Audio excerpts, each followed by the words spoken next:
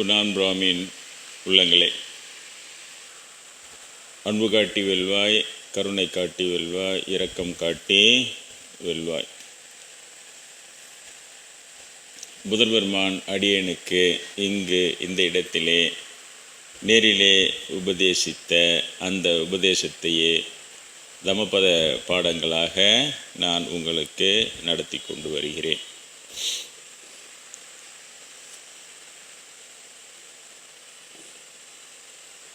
புதல்வர்மான் என்றாலே இந்த உலக வாழ்க்கையை ஒத்துக்கொள்ளாதவர்.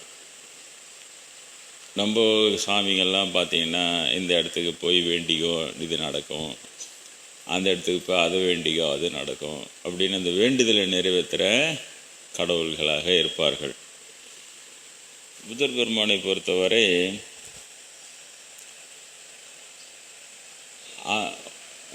துன்பத்திலிருந்து விடுபட வேண்டும், ஆசையிலிருந்து விடுபட துன்பத்திலிருந்து விடுபட்டு விடுவாய். இவ்வளவுதான் நேரடி உண்மை அவருடையது. அதனால் அவர் காம்ப்ரமைஸ் பண்ணிக்கிறதெல்லாம் இல்லை. கொஞ்சோண்டு அப்படி பண்ணிக்கலாம், கொஞ்சம் இப்படி பண்ணிக்கலாம், அது மாதிரியான வழிமுறைகள்லாம் அவரிடம் இல்லை. நேரடியாக விடுதலை தேடி வா.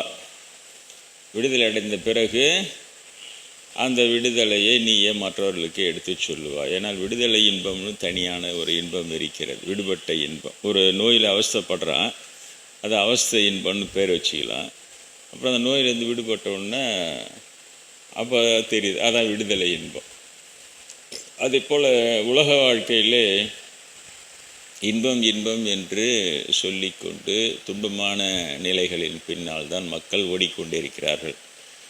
அது புத்தருடைய தீர்மானம் மாத்திரமல்ல, பிரம்மேந்திரருடைய தீர்மானமும் அதுதான், இன்பம் என்று சொல்லி. அப்புறம் புத்தரே ஒரு இடத்துல பிரம்மேந்திரர் நடத்திய பாடத்தில் என்ன சொல்கிறாருன்னா, சரி இந்த கடவுள்லாம் ஆசையை நிறைவேற்றி வைக்கிறாங்களே, வேண்டுதல் நிறைவேற்றி வைக்கிறாங்களே, அவங்க துன்பத்தை நிறைவேற்றி வைக்கிறாங்களா இன்பத்தை நிறைவேற்றி வைக்கிறாங்களான்னு கேட்குறாரு. அதனால் கடவுள் ஆசைகளை நிறைவேற்றி வைக்கிறது ஒரு சின்ன அட்ஜஸ்ட்மெண்ட்டு தான், அவ்வளோதானே தவிர அது ஒன்றும் உனக்கு பெரிய விடுதலை எல்லாம் இல்லை. அந்த நேரத்தில் கடன் போட்டு அழுத்துது, எவ்வா முருகா அந்த கடனை கொஞ்சம் நான் ஒழிச்சிட்டேன், நான் திருச்செந்தூர் மூட்டை போட்டுக்கிறேன், அப்புறம் அது நிறைவேற்றினோடனே போய் மூட்டையும் போட்டணுன்ட்டு அதோடு முடிஞ்சு போதான் நான் வாழ்க்கையின் துன்பம் அடுத்தது போகுது இல்லையா. அதனால் அவர்கள் புத்தர் போன்றவர்கள் இது பெரிதாக எடுத்துக்கொள்வதில்லை. புத்தருடைய கதையிலேயே என்ன வருதுன்னா, உங்களுக்கு அவரே சில துன்பங்கள் எல்லாம் சில பேர் சொல்கிறாங்க. ஒரு யாராவது துன்பத்தில் மாட்டிக்கிட்டு இருந்தா, உலகியல் துன்பம், அப்போ தன் சீடர்கள்கிட்ட இந்த மாதிரி செய்ய அவங்க துன்பத்திலிருந்து விடுபட்டுருவாங்க அப்படின்னு சொல்லிட்டுலாம் சொல்லி அனுப்பி அதே மாதிரி நடக்குது. அது தனி தான். அதே போல் அவருடைய புனித ஆற்றல் எப்படின்னு சொன்னால், அந்த காலத்தில் இது பஸ்ஸு காரு இதெல்லாம், அதுவும் இல்லாமல் துறவி என்பதனால நடந்தே சென்று ஊர் ஊராக சென்று பிரச்சாரம் செய்கிற அந்த நிலைப்பாடு அவருடையது. அவர் புத்தர் வராருன்னு தெரிஞ்சால் 50 கிலோமீட்டர் சுற்று வட்டத்தில் இருக்கிறவங்க எல்லாரும் உடம்பு சரியில்லாதவங்களாம் நல்லா எழுந்து உட்காந்து போனோம் தானாக. உடனே சொல்லிட்டோம்லாம் புத்தர் வராருன்றோம். கரெக்டாக 3 நாள் கழிச்சு அந்த ஊர் கரெக்டாக புத்தர் வருவார். நடந்து வந்துக்கினே இருக்கவே அந்த 3 நாள் முன்னாலேயே அந்த அலைகள் பரவி, நான் கூட அந்த மாதிரி தான் ஆசைப்பட்டேன். குருநாதர்கிட்ட அப்படி தான் கேட்டேன், புத்தர் அளவுக்கு பியூராக இருக்கணும், அது எவ்வளோ நல்ல விஷயம் இல்லை அந்த அலைகள். சரி எனக்கு தெரிஞ்செல்லாம் ஒன்று சொல்லித்தரேன்னு சொல்லிட்டு குருநாதரும் வாக்கு கொடுத்தாரு. ஆனால் அந்தளவுக்கு 50 கிலோமீட்டர் சரௌண்டிங்கில் உடம்பு சரிலாம் எழுந்து உக்காந்துக்கிறானா என்ன அது எனக்கு தெரியாது. ஆனால் இங்கே நான் உக்காந்ததுக்கப்புறம் சுற்றில நிலம் எல்லாமே கலர் நிலமாக இருந்தது. பாதி தான் விளையும், பாதி விளையாது. இப்போ அவங்க அந்த விவசாயிகளை கேட்டு பாருங்க, எல்லாரும் இங்கே தான் சுற்றில இருக்கிறவங்க தான் அந்த ஊரில் சாலியாம்பாளையம் ஊரில் கேட்டு பாருங்கள், சாலியாம்பாளையம் ஊர் ஐப்பசிம்பாளையம் ஊர் எல்லோரும் கேட்டு பாருங்கள். திட்டாக விளையாது, பாதி தான் விளையும், பாதி ரவுண்ட் ரவுண்டாக சொட்டை உந்து போன மாதிரி விளையாது. கலர் நிலம்னு பேர் அதுக்கு. அப்புறம் நான் உக்காந்த உடனே இங்கேருந்து வந்த உடனே அடுத்த 6 மாதத்தில் பகுதி நிலம் எல்லாமே கலர் நிலம் எல்லாம் விளைய ஆரம்பிச்சிடுச்சு.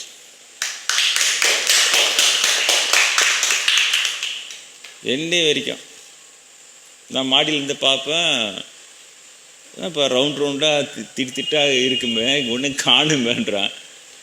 அப்போ சாலையம்பாலத்து காலனி ஜனம் வந்து இது போடுறா, கதிராக விளையுதுரா, சாமியிட ஒரு முருவர்றான்ட்டு அவங்க எனக்கு முருவர்னு பேர் வச்சுட்டாங்க.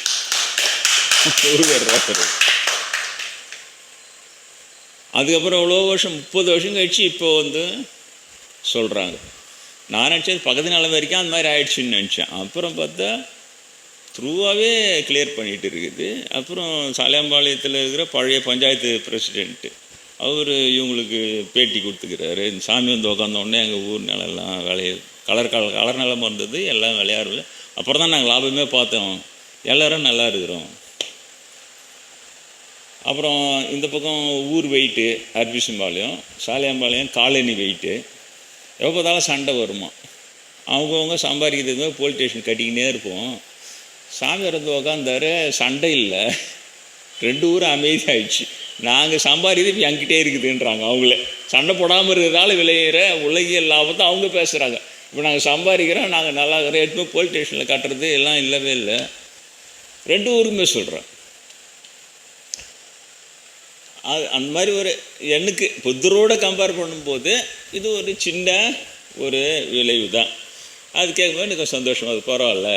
அப்போ ஜனங்களுக்கு அந்த அண்டர்ஸ்டாண்டிங் நல்லா வந்துட்டு இருக்கு. சுற்றுப்பட்டு ஊர் எல்லாமே ஸ்டடியாக இருக்கிறாங்க. யாருன்னா தப்பாலாம் பேசவே முடியாது. அதெல்லாம் இல்லை அப்படின்றாங்க. அது திடீர்னு ஞாபகம் வந்து இதை சொல்லவே.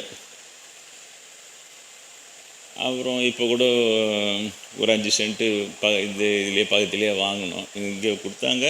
ஆனால் ரோடு ஒயின்னு போவே யாரும் தங்க முடியாது அங்கே கட்டி, அன்பர்கள் தங்கிறதுக்காக. அப்புறம் இந்த பக்கமாக கேட்டோம். இப்போ 5 சென்ட்டு ஃப்ரீயாக எடுத்துங்க சாமி. அவங்க சொல்கிற ரீசன் இதுதான். நீங்கள் அப்புறம் தான் என் நிலலாம் விளைஞ்சிது, அப்புறம் தான் லாபமே பார்த்தேன். ரொம்ப நல்லா இருக்கிறேன் இன்றைக்கி. 2 சென்ட் எங்களுக்கு ஒன்றுமே இல்லை, ஃப்ரீயாக எடுத்து. திரும்ப ஞாபகப்படுத்தி சொல்கிறாங்க, கலர் நிலமாக இருந்தது, எல்லாம் விளைஞ்சி எங்களுக்கு லாபமாக இருக்குது. அது எனக்கு அது ஒரு மகிழ்ச்சி. சுற்றுப்பட்டு ஜனங்களுடைய இந்த மாதிரி பாசிட்டிவ் கமெண்ட்டு, பாசிட்டிவ் ஆதரவு, அது ஒரு நல்ல விஷயம். சரி, இங்கே வருவோம். இப்போது புதர் பாடம். அதனால் இந்த புதர் பாடம் என்ன சொல்லுது, முதல்ல அறியாமையிலிருந்து அப்புறம் ஒருத்தன் விடுபட்டுட்டான்னா அவனுடைய வாழ்க்கை மற்றவர்களுக்கு எப்படி பயன்படும்னா, மேகத்திலிருந்து விடுபட்ட நிலவு எப்படி ஒளி வீசுகிறதோ அப்படி எல்லோருக்கும் ஒளி வீசும் அப்படின்னு சொல்லி. அதே போலத்தான். சரி, அது என்ன ஒளி வீசும் அப்படின்னா அதோட சரியாக போச்சா அப்படின்னா அது இல்லை. இந்த நம்ம நினைக்கிறோம், நம்முடைய சாதாரண பாமர மக்கள் உள்ள நல்ல மக்கள் தான் நிறைய பேர் இருப்பாங்க. அதுலேயும் 1000 பேருக்கு ஒருத்தன் கொஞ்சம் ரொம்ப நல்லவனாக இருப்பான், வேறு ஒன்றும் கிடையாது. இப்போ சாதாரண மக்களுக்கு ஆன்மீகன்றது சாமி கிட்ட வேண்டியன்னு நடக்குது, அவ்வளோதான். அம்மனுக்கு கூழ் ஊற்றுறது, என்ன அந்த பால் குடம் எடுக்கிறது, அதெல்லாம் நல்ல நம்ம மக்கள் பக்தியான மக்கள் எக்கச்சக்கமாக இறங்கி எல்லாம் செய்கிறாங்க. அம்மனும் பார்த்துக்கிறாங்க, நல்லா உண்மையிலே இருக்கிறாங்க. அம்மன்லாம் இருந்து அது எல்லாமே பார்த்துக்கிறது எல்லாமே உண்டு. இல்லைன்னா நான் எல்லாம் கும்பிட போகிறேன், எல்லாம் பண்ண போகிறேன். ஆனால் அதுவே ஆன்மீகமாக நின்றுடக்கூடாது. அப்புறம் அதற்கு பிறகு ஆன்மீகம் என்பது தனி மனிதனை பொறுத்து இருக்கிறது. நம்முடைய ஒரு தனி மனித ஒழுக்கம், அவனுடைய எண்ணம், அவனுடைய வாழ்வின் நோக்கம், அவன் எதை நோக்கி போகிறான், இது எல்லாம் சேர்ந்த ஒரு பயன்னு சொல்லலாம். அதை பயன், அதுதான் ஆன்மீக பயன். அதை தான் நான் உங்களுக்கு சொல்லிக்கொண்டு, இப்போ இது எல்லாம் நான் என்ன செய்ய முடியும்? நான் பண்ணது உட்காந்தேன், அது கடவுளுடைய செயல் தான். எனக்கே அது ஆச்சரியமாக தான். அது என்ன விளைவு ஏற்படுது, அந்த நிலத்து தன்மையாக மாற்றுதுன்னா அப்போ அது என்ன கெமிக்கல் ரியாக்ஷன் வருது, எந்த ஒலி அலை நம்மக்கிட்ட இருந்து பரவுது, இந்த ஆராய்ச்சி லைட்டாக இருக்குது, அவ்வளோதான். அது என்ன போய் அதை ரியாக்ட் பண்ணுது, என்னால் அதை சயின்டிஃபிக் எக்ஸ்ப்ளனேஷன் என்னால் கொடுக்க முடியாது. கொடுத்து தான் நான் அதே மாதிரி எல்லோரும் உருவாக்கல, எல்லோரும் அவங்கவுங்க இந்த மாதிரி உருவாக்கிட்டு அவங்கவுங்க ஊரில் போய் உட்காந்துங்க, உங்கள் ஊர் நல்லா வேலையா சொல்லி நான் அனுப்பலாம்ல. அது இல்லை. அப்படி ஏதோ நடக்குது. கடவுள் அருளால் அந்த அதிர்வுகள் அலைகள் பாயிஞ்சு நிலத்து தன்மையை மாற்றி நல்லா விளைய வைக்குது. இது ஒரு பெரிய விஷயம். அப்போ அது எல்லாருக்குமே இல்லையே, யாரோ இப்போ என் போடுற ஒரு சிலருக்கு இருக்கிறது. இதில் ஒரு பெரிய ஒரு விஷயம் என்ன, குருநாதர் ஒரு முறை வந்தார் இல்லையா, இங்கே 2003 வந்தார்னு நினைக்கிறேன். அவர் என்னை கூட்டின்னு போகிறதுக்கு வந்தார், சொன்னார் ஆக்சுவலாக உங்களை கூட்டின்னு போகிறதுக்கு தான் வந்தோம் நாங்கள் அப்படின்னு. இது ஒரு பொட்டல் கிராமத்தில் இருக்கிறார் அவர். இன்னொன்னே சரி நம்ம கூட்டின்னு போய்ட, நம்ம சீடனாச்சு, அங்கே பணி செய்யணும். கிராமத்தில் நீங்கள் என்ன பணி செய்ய முடியும், சிட்டின்னா இப்போ இது கிராமத்தில்னும் போது இந்த டெக்னாலஜியெல்லாம் சொல்லிக் கொடுக்க முடியல. சிட்டிலலாம் ஒருத்தவங்க அதை படித்து இருப்பாங்க, அது சம்மந்தமாக அவனை நான் பார்த்துக்கிறேன் சாமி, ஆடியோ கொஞ்சம் பண்ணுப்பான்னா கடைன்னு இந்த வீடியோ கொஞ்சம் இது லைவில் இதுவாக இருக்குது என்ன அதை கடன். அப்போ அந்த சிட்டியில் இருக்கிறவங்க எஜுகேட்டட் பீப்புள் நிறைய இருக்கு, ரொம்ப சீக்கிரமாக புரிஞ்சுக்கின்னு டக்குன்னு பண்ணுவாங்க. இப்போ கிராமமாக இருக்கும்போது நம்ம நான் அது கொஞ்சம் சிரமமாக இருக்குது. நம்ம எல்லாமே கிராமத்து இளைஞர்கள், நல்ல இளைஞர்கள் தான், ஆனால் எல்லாத்தையும் ஆனாவனில் சொல்லி கொடுத்து அப்புறம் அதை கொண்டு வரும். அது அந்த மாதிரியான சின்ன சின்ன ட்ராபேக்ஸ் இருக்குது. அதனால தான் அவர் அங்கே வந்துருங்கன்னார். ஆனால் அது சொல்ல வரல. சாமிகள் உள்ள நைட்டு தங்கினார். அப்புறம் மறுநாள் காலையில் உட்காந்து பேசியிருந்தார். மதியம் உள்ளே உட்காந்துன்னு பேசியிருந்தார். இவங்கெல்லாம் உட்காந்துக்கிறாங்க, நாங்களும் இருக்கிறோம். அப்போ சொன்னார் 2 விஷயம் சொன்னார், 3 விஷயம் சொன்னார். ஏற்கனவே உங்களுக்கு தெரியும், தாசருக்கு இந்த உலகத்தில் ஆக வேண்டியது எதுவும் இல்லை, அதனால் நீங்கள் தினம் அவரை பார்க்கணும். அவர் நான் மாதம் ஒரு வாட்டி பார்க்க போகிறேன்னு சொன்னேன். அது சாமிக்கிட்ட லெட்டர் எழுதி கொடுத்துட்டார் ஒருத்தர். மாதம்தான் இது கிடாறாரு அவர். நான் வாரம் ஒரு வாட்டி பார்க்குறாரு, அது இப்போ மாதம் ஒரு வாட்டின்றாரு. அப்போ தான் சாமிகளுக்கே தெரியுமா நான் வாரம் ஒரு வாட்டி தான் பார்க்குறேன். அப்போ தான் சொன்னார், அது மாதிரிலாம் இல்லை, அவரோட கூட அவருக்கு இன்ட்ரெஸ்ட் இருக்காது. ஏன்னா அவருக்கு இந்த உலகத்தால் ஆக வேண்டியது எதுவும் இல்லைன்னாரு பிரம்மேந்திரர். அது ஒரு பாயிண்ட் சொன்னார். தாசருக்கு இந்த உலகத்தில் ஆக வேண்டியது, அதனால் அவர் பார்க்க மாட்டார். அவர் நானே சொன்னது, வாரம் இதை பார்க்குறீங்க, என்ன அப்புறம் என்னத்துக்கு பெஸ்ட்டாக பார்க்குறேன், அதை மாதம் ஒரு வாட்டி பார்த்துட்டு போகலாம். அப்புறம் தான் சரி இந்த சண்டே மட்டும் பார்க்குறத கண்டினியூ பண்ண. சாமிகள் எப்படி சொன்னார் அப்படின்னு சொல்லிட்டு. அது இன்னொரு விஷயம் சொன்னார், இந்த இடத்துக்கு நான் வந்தோன்னே முதல்ல வரேன் நான். அப்போ வரும்போது புது இடம் இது. அந்த புது இடத்துக்கு வந்தோடனே ஒரு புதுசாக வித்தியாசமாக தெரியும்ல, புதுசாக இந்த இடம் என்னவோ ஏதோன்ற மாதிரி. அந்த மாதிரிலாம் எனக்கு தெரியவே இல்லைன்னாரு சாமி. நான் ரொம்ப பழகான இடம் மாதிரி இருக்குது இந்த இடம். அது வந்தோடனே எனக்கு ரொம்ப பழகான இடம் மாதிரி, ஒரு புது இடம் மாதிரியே தெரியல அப்படின்னு. அப்போ சாமிக்கு நல்ல பரிச்சயமான ஒரு இதுவாக இருக்கிறது. 3வது ஒன்று சொன்னார், அதான் ரொம்ப டாப்பு. சாமிக்கு உங்களுக்கு எல்லாம் தெரியும், சுகர்லேருந்து பிபியிலேருந்து நிறைய அவஸ்தைப்படுவார் அவர். சொன்னார், நான் இங்கே வந்தோடனே எனக்கு சுகர் பிபி எதுவுமே இல்லை, எல்லாம் நார்மலாகிடுச்சு, தானாகவே நார்மல் ஆயிடுச்சுன்னு சொன்னார். உள்ள எந்த உடம்புல எந்த பிரச்சனையும் இல்லை, இப்போ எல்லாம் கிளியர் ஆயிடுச்சு, ரொம்ப நார்மலா இருக்குது சொன்னார். இப்போ நாம ஒரு குரு வச்சிருக்கிறோம், அவர் ஒரு இடத்துக்கு கூப்பிட்டு போறோம். அவர் என்ன சொல்றாரு, நிறைய அவஸ்தைப்படுறாரு, பிபில இருந்து சுகர்ல இருந்து எல்லாம் ரொம்ப அவஸ்தைப்படுறாரு. ஒரு இடத்துக்கு கூப்பிட்டு போனா அந்த இடத்த அவர் திடீர்னு சொன்னான்னு தெரியல, இந்த இடம் ஒரு அதிசயமாகுது, எனக்கு உடம்புல எல்லாமே நல்லா ஆயிடுச்சு அப்படின்னா நம்ம என்ன பண்ணுவோம், அடுத்தடுத்து அங்கே தான் கூட்டு போவோம். ஏன், சாமி உடம்பு நல்லா இருக்குதாண்ட. அப்புறம் கேட்போம், சாமி ஒரு 2 நாள் தங்குறீங்களா சாமின்னுவோம். இதெல்லாம் தானே நாம பண்ணுவோம், இது நாம. ஆனால் அவரை சுற்றிக்கிறோம் யாரு, பிராமின்ஸ். அப்புறம் ஒரு நாள் கூட கூப்பிட்டே வரல. எனக்கு அதுதான் ரொம்ப இதுண்ணே, நீ ஏன்ப்பா எனக்கு எங்கன்னா முக்கியத்துவம் வந்துட போகுதுன்னு அவரை ஏன்ப்பா இது அது எனக்கு இருக்கிறது இருக்கட்டும், உங்களெல்லாம் வச்சுன்னு தானேப்பா சொன்னார் அவரு. எல்லாரையும் வச்சுன்னு சொன்னார். இந்த இடத்துல வந்தோடனே எனக்கு நார்மலாகிடுச்சு, சுகர் பிபி எதுவுமே இல்லை சொன்னார்.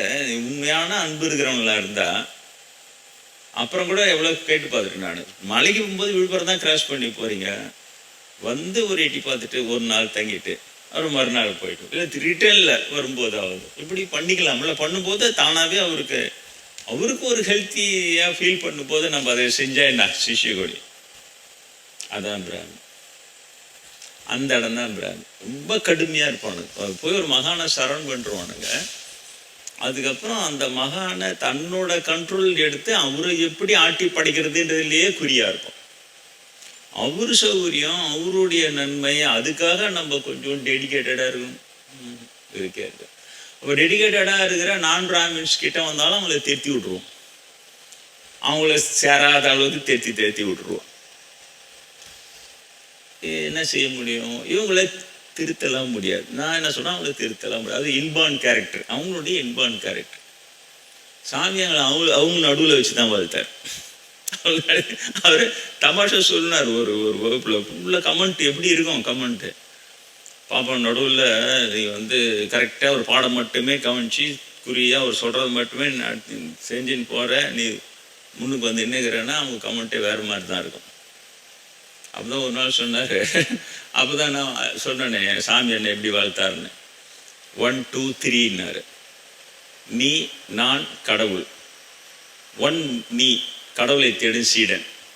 2 நான் கடவுளை தெரிந்த குரு. 3 நம்ம 2 பேரும் நடுவில் சப்ஜெக்ட் கடவுள். 3 உனக்கு தேவையான பொருள் என்கிட்ட இருக்குது. இவ்வளோதான். நீ நான் கடவுள். இந்த 3 மட்டும் நீ துல்லியமாக இருந்தீன்னா நீ ஜெயிச்சுடுவ. அந்த 3வது தாண்டி அவன் இப்படி இவன் அப்படி 4 5 போயினா தோற்று விடான்ட்டார். அப்போ சின்ன வயசுல படிச்சுன்னு இருக்கிற காலேஜ். சரி நான் அப்படியே இருந்தேன் சின்சியரா இருந்தால் தான் தேர்னேன். அப்போ ஒரு நாள் சொன்னார், இவங்க அடிக்கிற கமெண்ட் எல்லாம் கேர் பண்ணவே பண்ணாத. அப்போதான் சொன்ன, இறைவனை உணர்ந்தவர்களின் அபிப்பிராயங்கள் எல்லாம் கருத்துக்களே, இறைவனை தெரியாதவனுடைய கருத்துக்கள் அனைத்தும் வெற்று அபிப்பிராயங்களேன்னு சொல்லி வளர்த்தார். அவங்களுக்கு எல்லாமே பெரிய பண்ணி பாரு. இப்போட பாப்பானுக்கு அப்படியே கமெண்ட்லாம் போடுறானுங்களா, பெரிய அறிவாளி மாதிரி அப்படியே உங்ககிட்ட இருக்கிறதே ஆலுசினேஷன், நீயாவே அப்படின்னு நினைச்சுக்கிறேன் அப்படியே போடுவோம் இவ்வளோ பெருசா. அதெல்லாம் பொருட்படுத்தாதன். கடவுளை தெரியாதவனுடைய கருத்து மாதிரி இருக்கும் பார்க்கறதுக்கு. ஒரு மனிதன் என்றால் இப்படி இருக்க வேண்டும், புறத்தியோரை குறை சொல்லப்படாது, நீ பிராமணங்களை குறை சொல்ற, பெரிய இது மாதிரி பொத்திங்க மாதிரி போடுறது. அப்புறம் நான் பெரிய குரு கிட்ட வளர்ந்து தேர்னவன்டா, அவர் எனக்கு சொல்லி கொடுத்தாரு. வெற்று அபிப்பிராயங்கள்னார். கடவுளை தெரியாதவனுடைய கருத்துக்கள் அனைத்தும் வெற்று அபிப்பிராயங்கள்னார். அவன் கருத்து மாதிரி இருக்கான் சொல்றது, ஆனால் கடவுளை தெரியாத தொட்டு அது வெற்று அபிப்பிராயம், கேர் பண்ணாது என்ன. இவங்க நடுவில் வர அப்போ ஒன்றா சொன்னார், என் எதிர்க்க உலகத்தில் சாம்பிள் மாதிரி எல்லாத்துலேயும் ஒருத்தர் இருப்பான், ஞானியும் இங்கே இருப்பான், ஒரு கொலகாரனும் இருப்பான் என் எதிர்க்க. உலகம் சாம்பிள் உலகம் தான் என் முன்னால் இருக்கும். நீ இந்த இடத்துல தேறிட்டீங்கன்னா உலகத்தில் நீ அந்த இடத்துல தேறிட்டு விடான்னாரு என்ன. அவங்க நடுவில் இங்கே தேறிட்டீங்கன்னா நீ எங்கே போட்டாலும் உனக்கு நீ தேறிட்டு விட, அப்படிலாம் வளர்த்தாரு. அப்படி ரொம்ப அதிசயமான ஒரு பிராமணா இருந்து அந்த அளவுக்கு வளர்த்தாரு. சரி, அப்படி வளர்ந்தேன்னா அப்போ நான் எதை எட்டி பிடித்தேன் சரிதா. வளர்ந்தேன்னா என்னை அறியாமலே இது அதிர்கள் ஒலி, அந்த ஹோலி வைப்ரேஷன்ஸ் பரவுது. நான் சொல்லலை, மக்களை கண்டுபிடிச்சி சொல்கிறேன். சாமி வந்தவுடனே கலர் நிலை விளையுது, எங்களுக்கு அது போதும், எங்களை பற்றி எதுவுமே கிடையாது. அப்புறம் ஜாதி சண்டை போட்டு நடப்போம், நீ கிடையாது, நாங்கள் பண்ணி அவங்களே போகிறோம், அவங்க பண்ண அவங்களே போகிறேன், ஓகே முடிஞ்சிச்சு. அப்புறம் இவ்வளோ தானா அப்படின்னா அந்த மாதிரி இல்லை. அப்போது நான் அவர் சொன்னார், நான் வளர்ந்தேன், என்னை வளர்த்தாரு, நான் தேர்னேன், அவர் தேறிட்டேன்னாரு. இன்னாது தேர்னேன், நாத்தை வளர்த்தாரு இல்லையா? அதுதான் உங்களுக்கு தேவைப்படுகிற சப்ஜெக்ட். அது அதான் ஆன்மீகம். அதுதான் புத்தர் சொல்கிற விடுதலை பேருன்றதும் எல்லா சமயத்தில் சொல்கிற விடுதலை பேரும் அதுதான். புத்தர் மட்டும் இல்லை, எல்லாருமே சொல்ற இது ஒரே விஷயம்தான். என்னன்னு சொன்னால், இன்னைக்கு கூட இந்த செட் ஜென்பர் வந்தார். அவங்களுடைய ஜைன மதத்தினுடைய கான்செப்ட் எல்லாம் இந்த புக்கில் நாங்கள் படம்லாம் வரைஞ்சி போட்டிருக்கிறோம் சாமி நீங்கள் சொல்லி கொடுத்துட்டு போனார். ஜெயினிசம் அதில் திரும்பினோடனே அந்த சென்சுவஸ் ப்ளஷர்ஸ், அதாவது புலன்களை கட்டுப்படுத்திய அப்படின்னு ஒரு டாபிக் வருது. அப்போ நான் அவர்கிட்ட சொன்னேன், இதுதான் மெயினே, தரத்தோனா தான் இதுதான் மெயினே இல்லையா, புலன்களை வெல்லுது. இது எல்லா சமயத்துக்கும் காமன் ஃபேக்டர். இது எந்த சமயமே நீ ஆடாத ஆட்டெல்லாம் ஆடிக்கடா, குதிக்காத குத்தலாம் குதி, அப்படியே கடவுள்கிட்ட போயிடுன்னு சொன்னதே கிடையாது இல்லையா. சைவ சிவபுராண சிவனே என்ன பாடுறார் மாணிக்க வாசகர், கள்ள புலக்குரம்பை கட்டழிக்க வல்லானே. பத்தியா, புலக்குரம்பு, புலக்குரம்பு என்ன, புலன் இன்பங்களை இந்த கண் காது செவி இது மூக்கு தோல், இது ஐம்புலன்னு சொல்லுவாங்களா, ஐந்தும் இது கள்ளத்தனம் பண்ணும். இதை யாரு கட்டோடு அழிக்கிறானா அவன் தான் உயர்ந்தவன். அப்ப அதை அழித்து தரவன் யாருன்னா சிவபெருமான் தான். கள்ளப்புலக்குரம்பை கட்டழிக்க வல்லானே, நள்ளிரில் நட்டம் பயின்றாடு நாதனே தில்லையிற்கூத்தனே தென்பாண்டி நாட்டானேன்னு பாடுற மாணிக்கவாச. அப்போ அவரு அதை சொல்றாரு இல்ல, கள்ள புலர் இன்பங்கள் கள்ளத்தனம் பண்ணும், உனக்கு இன்பம் மாதிரி காட்டும், நீ அனுபவிச்சு முடிச்சிட்டோன்னா அதோடது காணிச்சிட்டு திரும்ப நீ மறுநாள் இன்னொரு ஸ்வீட் சாப்பிட்டுட்டு அப்புறம் அந்த ஸ்வீட்டுக்கு மாத்திரை சாப்பிட்டா தான் அந்த ஸ்வீட்டு இன்பம் உனக்கு வரும். அதே மாதிரி பாட்டு டான்ஸு ஆண் பெண் இது எல்லாமே இல்லையா. திருமூலர் என்ன சொல்றார், கள்ள புலனைந்தும் கட்டழிக்க வல்லார்க்கு கள்ள புலனைந்தும் காலா மணி விளக்கே, உள்ளம் திருக்கோயில் உன்னுடம்பு ஆலயம் வல்லால் பிரானார்க்கு வாய்கூரவாசம், தெள்ளத்தில் இந்தார்க்கு சிவன் சிவலிங்கம் கள்ள புலனைந்தும் காலா மணி விளக்கே. அவரும் புலன்களை கள்ள புலனைந்தும், புலன்கள் இந்த புலன்கள் கள்ளத்தனம் பண்ணிக்கினே இருக்கும், உனக்கு திருட்டு புத்தியை உண்டாக்கினே இருக்கும், இதை அனுபவிச்சுக்கோ அதை அனுபவிச்சு இதை அனுபவி. அதனால கள்ளத்தனம் தான் அவங்களும் சொல்றாங்க, கள்ள புலனைந்தும். ஆனா கடவுளை நீ தெரிந்து விட்டால், உள்ளத்தை திருக்கோயில் ஆக்கி விட்டால் உனது உடம்பே ஆலயமா மாறிடும். தெல்ல தெளிந்தாக்கு ஜீவன் சிவலிங்கான்னு இவனுக்கு எழுதி வச்சுக்கிறான். பாப்பானுக்கு சிவபுராணம் எழுதி வச்சுக்கிறான், அசிங்கம் பூச்ச புராணம். ஏன்னா வெளியிலேருந்து வந்தானுங்க இவனுங்க, வந்தோடனே இங்கே எல்லாம் சிவலிங்கம் வச்சு கும்பிட்ட உடனே இவங்க அறிவுக்கு எட்டாதெல்லாம் இவங்க இஷ்டத்துக்கு ஐயா இவங்க ஆண்குரிய வழிபடுறானுங்க அப்படின்னு. அதுக்கப்புறம் சிவபெருமான் திருத்துறார். சிதம்பரம் நடராஜ தலபுராணம் படிச்சினாலே தெரியும். தார்கவனத்தில் தங்குறானுங்க. ஈஸ்வரன் ஒருத்தர் நாங்கள் ஏற்றுக்க வேண்டிய அவசியமே கிடையாது. நாங்கள் மந்திரம் சொல்லுவோம், யாகம் சொல்லுவோம், உரண மந்திரம் மழை பெய்யணும்னா மழை பெய்யும், அவ்வளோதான். அதே மாதிரி வாயு போன காற்று நிறுது எல்லாம் எங்கள் கண்ட்ரோலில் இருக்குது. அப்போ இது மேலே ஈஸ்வரன் ஒருத்தரை நாங்கள் வணங்க வேண்டிய அவசியம் கிடையாது, சிவனை நாங்கள் ஈஸ்வரன் ஏற்றுக்க மாட்டோன்ட்டாங்க. அதுதான் தலபுராணமே. அப்புறம் சிவனும் பெருமாளையும் அப்படியே பைரவராகவும் மோகினி அவதாரம் அவங்களை எப்படி திருத்துறாங்கன்றது தான் தலபுராண கதையை. சிவனை கொள்றதுக்கு இவனுக்கு ஏவன ஆயுதம் தான் அவர் கையில் இருக்கிறது. இவங்க யாக பவர் காட்டி நெருப்பு ஏறி விட்றானு, சிவன் அப்படியே போய் கொளுத்திட விடுறானு அனாவசியமாக கையில் வாங்கிக்கினாரு. அந்த நெருப்பு தான் நீங்கள் நடராஜ கையில் நெருப்புக்குது இல்லை, அது என்னமோ நினச்சிக்கிறீங்க நீங்கள், ஒன்றுமே கிடையாது. பாப்பானுக்கு ஏவன நெருப்பு சிவனை அழிச்சிடுறான்ட்டு அவர் அனாவசியமாக கையில் வாங்கி கையிலே வச்சுக்கினார். அதை தெரியுதா. மான் தயாரித்து அழுப்புற மான் கத்தனாலே செத்துருவாங்க. நீங்கள் காட்டு பக்கம் போனால் மான் கத்தத்தை நான் கேட்டுக்கிறோம், அவ்வளோ எங்கேயோ இருக்குதுன்னே தெரியாது. ஆனால் கத்தனா இங்கே வரைக்கும் கேட்கும். மான் அது மாதிரி ஏவி வரானுங்க. அதில் இருந்து உடனே அது ரெண்டே விரலில் பிடிச்சி காதாண்டை வச்சிரு. நீங்கள் பார்த்தீங்கன்னா மானை காதாண்டை வச்சிருப்பார் சிவன். காதாண்டே கத்து ஒன்றும் பண்ணாது. மழு ஆயுதம் இது பண்ணும். அதை இந்த கையில் வாங்கி அவருடைய ஆயுதமாக வச்சுக்கிறார். மான் மழு இப்படியே தான் வந்தது சிவனுக்கு. நீங்கள் என்னமோ நினச்சிக்கிறேன், யாருக்குமே தெரியாது. சிவனை கும்பிட்றதும் மான்மொழி சிவனை மான்மொழி வந்துச்சுன்னா எங்கே தானே மான்மொழி. இவனுக்கு எவனானுங்கடா பாப்பானுங்க, அவரை கொலை பண்ணுறதுக்கு எவனானுங்க. அனாவசியமாக குச்சி எல்லாத்தையும் வச்சுக்கினாரு. தெரியுதா. பைரவர் நிர்வாண கோலம். நடராஜர் பார்த்தீங்கன்னா புலித்தோலை இடுப்பில் கட்டின்னு இருப்பார். பொன்னார் மேனியனே புலித்தோலை அரைக்க அசைத்து பாடுறாங்களே, புலித்தோலையும் அரைக்க அசைத்து அறையில் கட்டின்னு இருப்பார். எங்கன்னு வந்துடுறாங்க புலித்தோல். பாப்பானுக்கு ஒரு பெரிய புலியை தயார் பண்ணி யாகத்தில் சிவபெருமானால ஏவறாங்க. சிதம்பரம் தலைப்புறாலும் இருக்குது, படிச்சு பாருங்க. அவனுக்கு கொலை பண்ணுறது ஏவறானுங்க. அந்த புலி பாஞ்சு வந்து அதை பிடிச்சி அப்படியே கீழ்ச்சி தூக்கி போட்டுட்டு அந்த தோலை உரிச்சு இடுப்புல கட்டுறாரு. அப்பதான் பாப்பானுக்கு கொலை பண்ணுறது ஏவன்ட்டு எல்லாத்தையுமே அவரு தன்னுடைய ஆபரணமாக ஏற்றுக்கொண்டார் சிவபெருமான். கடைசியில தான் இருக்கிற பவர் எல்லாம் யூஸ் பண்ணு சொல்ற மந்திர பவர்ன்றான்ல, அது எல்லாம் போகாதீங்க. அது எதுக்கு யூஸ் பண்றாங்கன்றதுதான் முக்கியம். அது ஈவிலுக்கு தான் யூஸ் பண்ணுவோம். அவன் மனமது செம்மையானால் மந்திரம் செவிக்க வேண்டாம், மந்திரம் செம்மையாமேன்ட்டு போயிட்டார் திருமூலர். ஆட மனம் செம்மையாயிட்டா மந்திரம் அது ஒன்று எதுவுமே நீ செவிக்குவானான்ட்ட. மனமது செம்மையானால் வாசியை உயர்த்த வேண்டாம், எல்லாம் தானா நடக்கும். செம்மை மனம் நினைச்சாலே அந்த இடத்துல அது நடக்கும். முயலகனை ஏவரானுங்க. அப்போ அரக்கான் பாஞ்சு வரான் அவரை கொல்றதுக்கு. அப்போ அந்த முயலகனை அப்படியே பிடிச்சி வலது காலை தூக்கி அவனை பிடிச்சி அமைக்க அப்படியே காலிலேயே அமைக்கிறாரு. அவனால் ஒன்றும் அசைய முடியல. இதுக்கு மேலே அவனுக்கிட்ட ஆயுதம் இல்லை, பவர் கிடையாது, எல்லாம் மந்திரம் எல்லாம் இதுக்கு மேலே இல்லை. இதை ஏன் ஜெயிச்சு ஒருத்தர் இருக்கிறாருன்னா அப்போ ஒரு தாண்டா சீப்பன்னா அப்புறம் தான் பண்ணிக்கிறான் அவன்.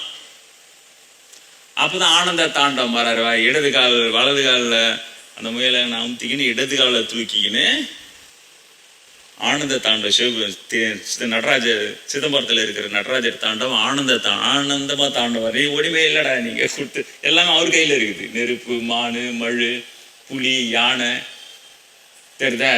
செங்கன் கரி உரி போர்த்த செஞ்சேவகன்னு பாடுவாங்க. கரி உரி போர்த்த செஞ்சேவகன், கரின்னா யானை யாவரானுங்க.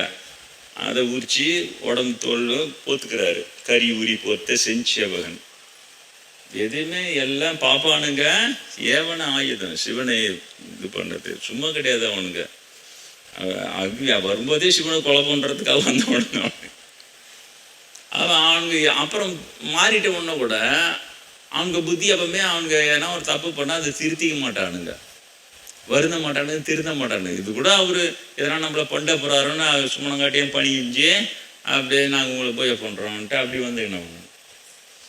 அப்போ சிதம்பரம் அந்தணர்கள், தில்லைவாழ் அந்தணர்கள், தமிழர்கள் அவங்க பூஜை பண்ணியிருந்தாங்க. அவங்க கிட்ட தீட்சை வாங்கினா இவங்க தீட்சிதர்கள். இல்லைங்க சிதம்பரம் கேளு, சிதம்பரம் தீட்சிதர்கள்னுவோம். தீட்சிதர்கள் தமிழர்கள் கிடையாது. சிவனை கொலை பண்ணுறது ஆயுதம் ஏவி சிவனால திருத்தப்பட்டு பணிஞ்சு அதுக்கப்புறம் தில்லைவாழ் அந்தணர்கள் தமிழர்கள் கிட்ட தீட்சை வாங்கி பூஜை பண்ணுவாங்க. அவ்வளோ கதை இருக்குது அது பின்னால். எவனும் பேசவே மாட்டான். அதை அப்படியே கம்முன்னு என்ன செய்யறது. சரி, அப்போ சிதம்பரம் நடுறார். அவர் பாரு நிர்வாண கோலத்தில் வர்றார், பைரவர் நிர்வாணம். அப்படின்னா என்ன அர்த்தம்? முழுக்க புலன்களை வென்றவங்களால் தானே நிர்வாணமா வர முடியும். அந்த மாதிரி அவங்க சொல்றதும் புலன்களை, சிவபுராணம் சொல்றதும் புலன்கள் உள்ளது. வைணவன் பார்த்தாலும் கீதையில முழுக்க எல்லா இடத்துலையுமே இவருக்கு பேரு கோபிகா கிருஷ்ணன் டான்ஸ் ஆடுறது கிருஷ்ணன்றான். விவேகானந்தர் தான் தெளிவா சொன்னார், நமக்கு தேவைப்படுவது கோபிகா கண்ணன் அல்ல, கீதை கண்ணன் தான் நமக்கு தேவைப்படுறாருன்னு சொன்னார். ஏன்னா கீதை சொன்ன கண்ணன் கீதையில புலன்களை வெல்லு அர்ஜுனா, இந்த புலன்களை வென்றே என்னிடம் வா, இல்லை என்றால் இப்படி தவம் செய்யாதவன், புலன்களை வெல்லாதவன், பொறிகளில் பொருந்தினவனாய் வீணில் வாழ்கிறான்றார் கண்ணபிரான். அதில் இருக்குது கீதையில. இவனுங்க சொல்றாங்கல்ல இந்து அப்படி நொந்துன்றானுங்க. இவனுக்கு எடுத்து சொல்லணும்ல ஜனங்கிட்ட, இந்து மக்கள் கிட்ட. கண்ணபிரான் என்ன சொன்னாரு, கீதை எதுக்காக இருக்குதுன்னு சொல்லணும்ல, மூச்சு விட மாட்டாங்க. இவனுக்கு பழப்பு வரைக்கும் பார்த்துக்கினே ஒரு மந்திரம் பண்ணிக்கோ, யாகம் பண்ணிக்கோ, இப்படி போறானுங்க. அவர் தெளிவா சொல்றார், பொறிகளில் பொருந்தினவனாய் வீணில் வாழ்கிறான். பொறிகள்லாம் உனக்கு தெரியும் இல்லையா, கண் காது மூக்கெல்லாம் அந்த பொறிகள்ல இதை அதில் அப்படியே அனுபவிச்சுக்கிறதுக்கு இவன் சைக்கிளில் தான் போகிறான், அப்படியே காரில் போகிறான், அவன் பாரு ஹெலிகாப்டரில் போகிறான். எப்படி பார்த்தா அந்த புலன்கள் இன்பங்களுக்கு தான் அதிகப்படுத்திக்கிட்டு போகிறான் எல்லாத்தையுமே, அவ்வளோதான். ஆனாலும் அவன் கடவுளை தெரியலன்னா அவன் வாழ்வு வீணுன்றார் கண்ணபிரான். பொறிகளில் பொருந்தினவனாய் வீணில் வாழ்கிறான். அர்ஜுனா நீ இப்படி வாழாது. இவைகளை வென்று வாழுன்னு சொல்றார். இம்மையிலேயே இயற்கையை வென்று வாழ்கிறான். என்னை சரணடைந்தவன் இந்த இயற்கை இந்த உடம்பு அது இழுத்துபடி போகாம அதை இவன் வென்று வாழ்கிறான். அப்படி வாழ்றாரு. பெரிய நூல் கீதை. அது உள்ள சொருணம் பார் ஜாதிய கிருஷ்ணர் வாயில 4 ஜாதிய நோனே படிச்சான்ட்டு சொன்னாருன்னு பொய் சொல்லிட்டு எங்க பொய் சொல்றோம்னா ஜனங்க டவுட் படாமல் ஏற்றுப்பாங்கன்னு தெரிஞ்சு சொல்லுவோம். இப்போ நான் அதை தான் நான் சொல்லின்னு வரேன். குருநாதனாக தான் சொன்னார், வர்ணம் இல்லை ஆசிரமம் இல்லை. பிராமணர் அவர், நான் பிராமின். அவர் பிராமணரு, வர்ண ஆசிரமெல்லாம் இல்லை. அது சாத்திரத்திலே இடைச்செருகள், அதுக்கு மேலே ஒன்றும் இல்லை. அது மனிதன் படைத்ததுன்ட்டார், கடவுளுக்கு சம்பந்தம் இல்லை அப்படின்ட்டு அதை சொல்லிட்டாரு. அது அந்த மாதிரி அவங்க நம்ம அந்த இதுவும் சைவமோ வைணவமோ எல்லாமே என்ன பண்ணுதுன்னா புலன்களை வென்று வாழ்ந்தான் சொல்லுது. புலன்களை ஜெயிச்சுடு, இந்த புலன்களை அதிகரித்து அது பிரம்மதேவ வழிபாடம் நடத்துவானா. சாதாரண மனிதனுக்கு ஞானிக்கு என்ன வித்தியாசம்? சாதாரண மனிதன் வந்து ஆற்றுல தண்ணியில் அடிச்சுன்னு போகும்போது அவனுக்கு அடிச்சுன்னு போகிறான். அவன் பாட்டுன்னு ஆசை ஆறு அவனை அடிச்சுன்னு போனோன்னே போகிறான். அவனை படிக்கிறான், வேலைக்கு போகிறான், கல்யாணம் பண்ணிக்கிறான், குழந்தை குட்டி பேத்து அப்படியே சம குமாலம் தான். பேரான் பேத்தி கொழுப்புறோம் கொழுப்பதி ஏமாடி பாடி அவன் வான்னு செத்து போகிறான். சரி பிஷ் சரிதா? இது என்னன்னா ஆற்றுல அடிச்சுன்னு போகிறது. ஞானி ஒருவனே எதிர்த்து நீந்துகிறான்னாரு பிரம்மேந்திரர். ஞானி ஒருவனே எதிர்த்து நீந்துகிறான். எதிர்த்து நீந்துகின்ற ஞானிக்கு தான் வெற்றின்னார். எதிர்த்து நீந்து அது உன்னை இழுக்கத்தான் செய்யும். ஏன்னா அது ஆசை, அது உன்னை இழுக்கத்தான் செய்யும். எதிர்த்து நீந்த எனக்கு அதெல்லாம் பிடிச்சிருந்தது. நான் காலேஜ் படிக்கும் போதே எனக்கு வந்து பிடிச்சிருந்தது. நான் உடனே நீந்துறேன். அவர் சொல்லிக் கொடுக்குற வழிகள்லாம் நீந்துறேன். ஜெயிச்சிட்டேன். அதுக்கு ஒரு ஸ்டேஜ் இருக்கு. அந்த ஸ்டேஜ் வந்தோடனே ஜெயிச்சிட்டேன்டார் அவரு. அப்புறம் அதுலேயே பல நிலைகள் இருக்கின்றன.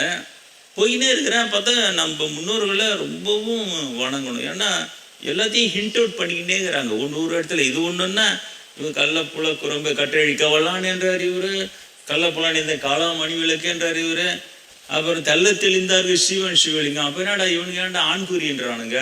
அப்போதான் புரியும். வெளியிலேருந்து ஒன்று பிடிக்காம ஆண்குறியை வணங்குறான்ட்டால டபுக்குன்னு இந்த பக்கம் வந்துட்டோடனே அதை விட்டு கொடுக்காம சிவபுராணம் இவனுக்கு எழுதுறானுங்க. லிங்க புராணம் அசிங்கமாக எழுதுறானு. சிவபெருமானுடைய ஆண்குறி ஏதோ மேலே இருந்து என்னமோ அருந்து ஊழ்ந்தது. அப்போ பார்வதி தேவி போய் அவங்க யோனியில் தாங்கி பிடிச்சிட்டாங்களாம். வேற யாராவெல்லாம் தாங்க முடியாது, உலகம் வாங்கிடுவான்ட்டாங்களாம். அதை தான் அப்படியே கும்பிட்டுங்கிறாங்க. எவ்வளோ கேவலமா இல்லை? லிங்க புராணம் வச்சுக்கிறான் அதை சாஸ்திரம்னு. இவனுங்களும் அவன் அவ்வளோதான் ரொம்ப மோசம். இன்னும் வடக்குலாம் போனால் ஆண்குறியே செதுக்கி அந்த ஆண்குறி முனை எப்படி இருக்குமோ அதை திருப்பி நீட்டி வச்சா எப்படி இருக்குமோ அதையே அப்படியே சிலையாக வடித்து அப்படியே கும்பிட்டு கிடக்குறாங்க. என்னன்னா லிங்க புராணத்தில் இருக்குது. இதை தான் நம்ம கும்பிடுறோம். அடையாண்டா அப்போ ஒரு ஆணையை படுக்க வச்சு அவனை படுக்க வச்சு நட்டுக்கு வச்சு கும்பிட்டு கிடறான்றேன். நான் நிறையவே ஆண்குறியை கும்பிடுறேன். அப்படியே அபிஷேகம் பண்ணி கல்யாணம் ஆனோ தானே வீட்டுக்காரனு ஆண்குறியை கும்பிட்டு தானே இருக்கிறார். அப்போ அவ்வளோ பெரிய சிவபக்தி ஆயிடுறாள். என்ன தமிழ் ஒன்று தான் அந்த உண்மையை சொல்லுது. என்னன்னா தெல்ல தெளிந்தார்க்கு ஜீவன் சிவலிங்கம்னு சொல்லி கொடுத்து. ஜீவன் தாண்டா சிவலிங்கம், ஜீவன் சிவலிங்கம். அது யாருக்குன்னா தெல்ல தெளிந்தார்க்கு, ஞானம் வந்தவனுக்கு. தெளிந்தல்னா ஞானம் வந்தவனுக்கு அந்த ஜீவன் சிவலிங்கமாகும். இன்னொரு இடத்துல பாரு, ஜீவன் சிவலிங்கம் ஆகும் வித்தை கண்டேனேன்னு ஒரு சித்தர் பாரு. ஜீவன் சிவலிங்கம் ஆகும் வித்தை கண்டேனேன்ட்டு அது வித்தை. அது ஜீவன் சிவலிங்கமா ஆகணும். அந்த சிவலிங்கத்தை தான் எனக்கு முருகப்பெருமான் காட்டினார்னு சொன்னேன். இங்கே இருக்கிற முருகப்பெருமான் நான் கல்லூரி காலத்திலேயே மயூரப்பிரியா எனக்கு நேரில் உடம்புல எப்படி அந்த ஜீவன் சிவலிங்கமா எப்படி இருக்கு எனக்கு காட்டினாரு.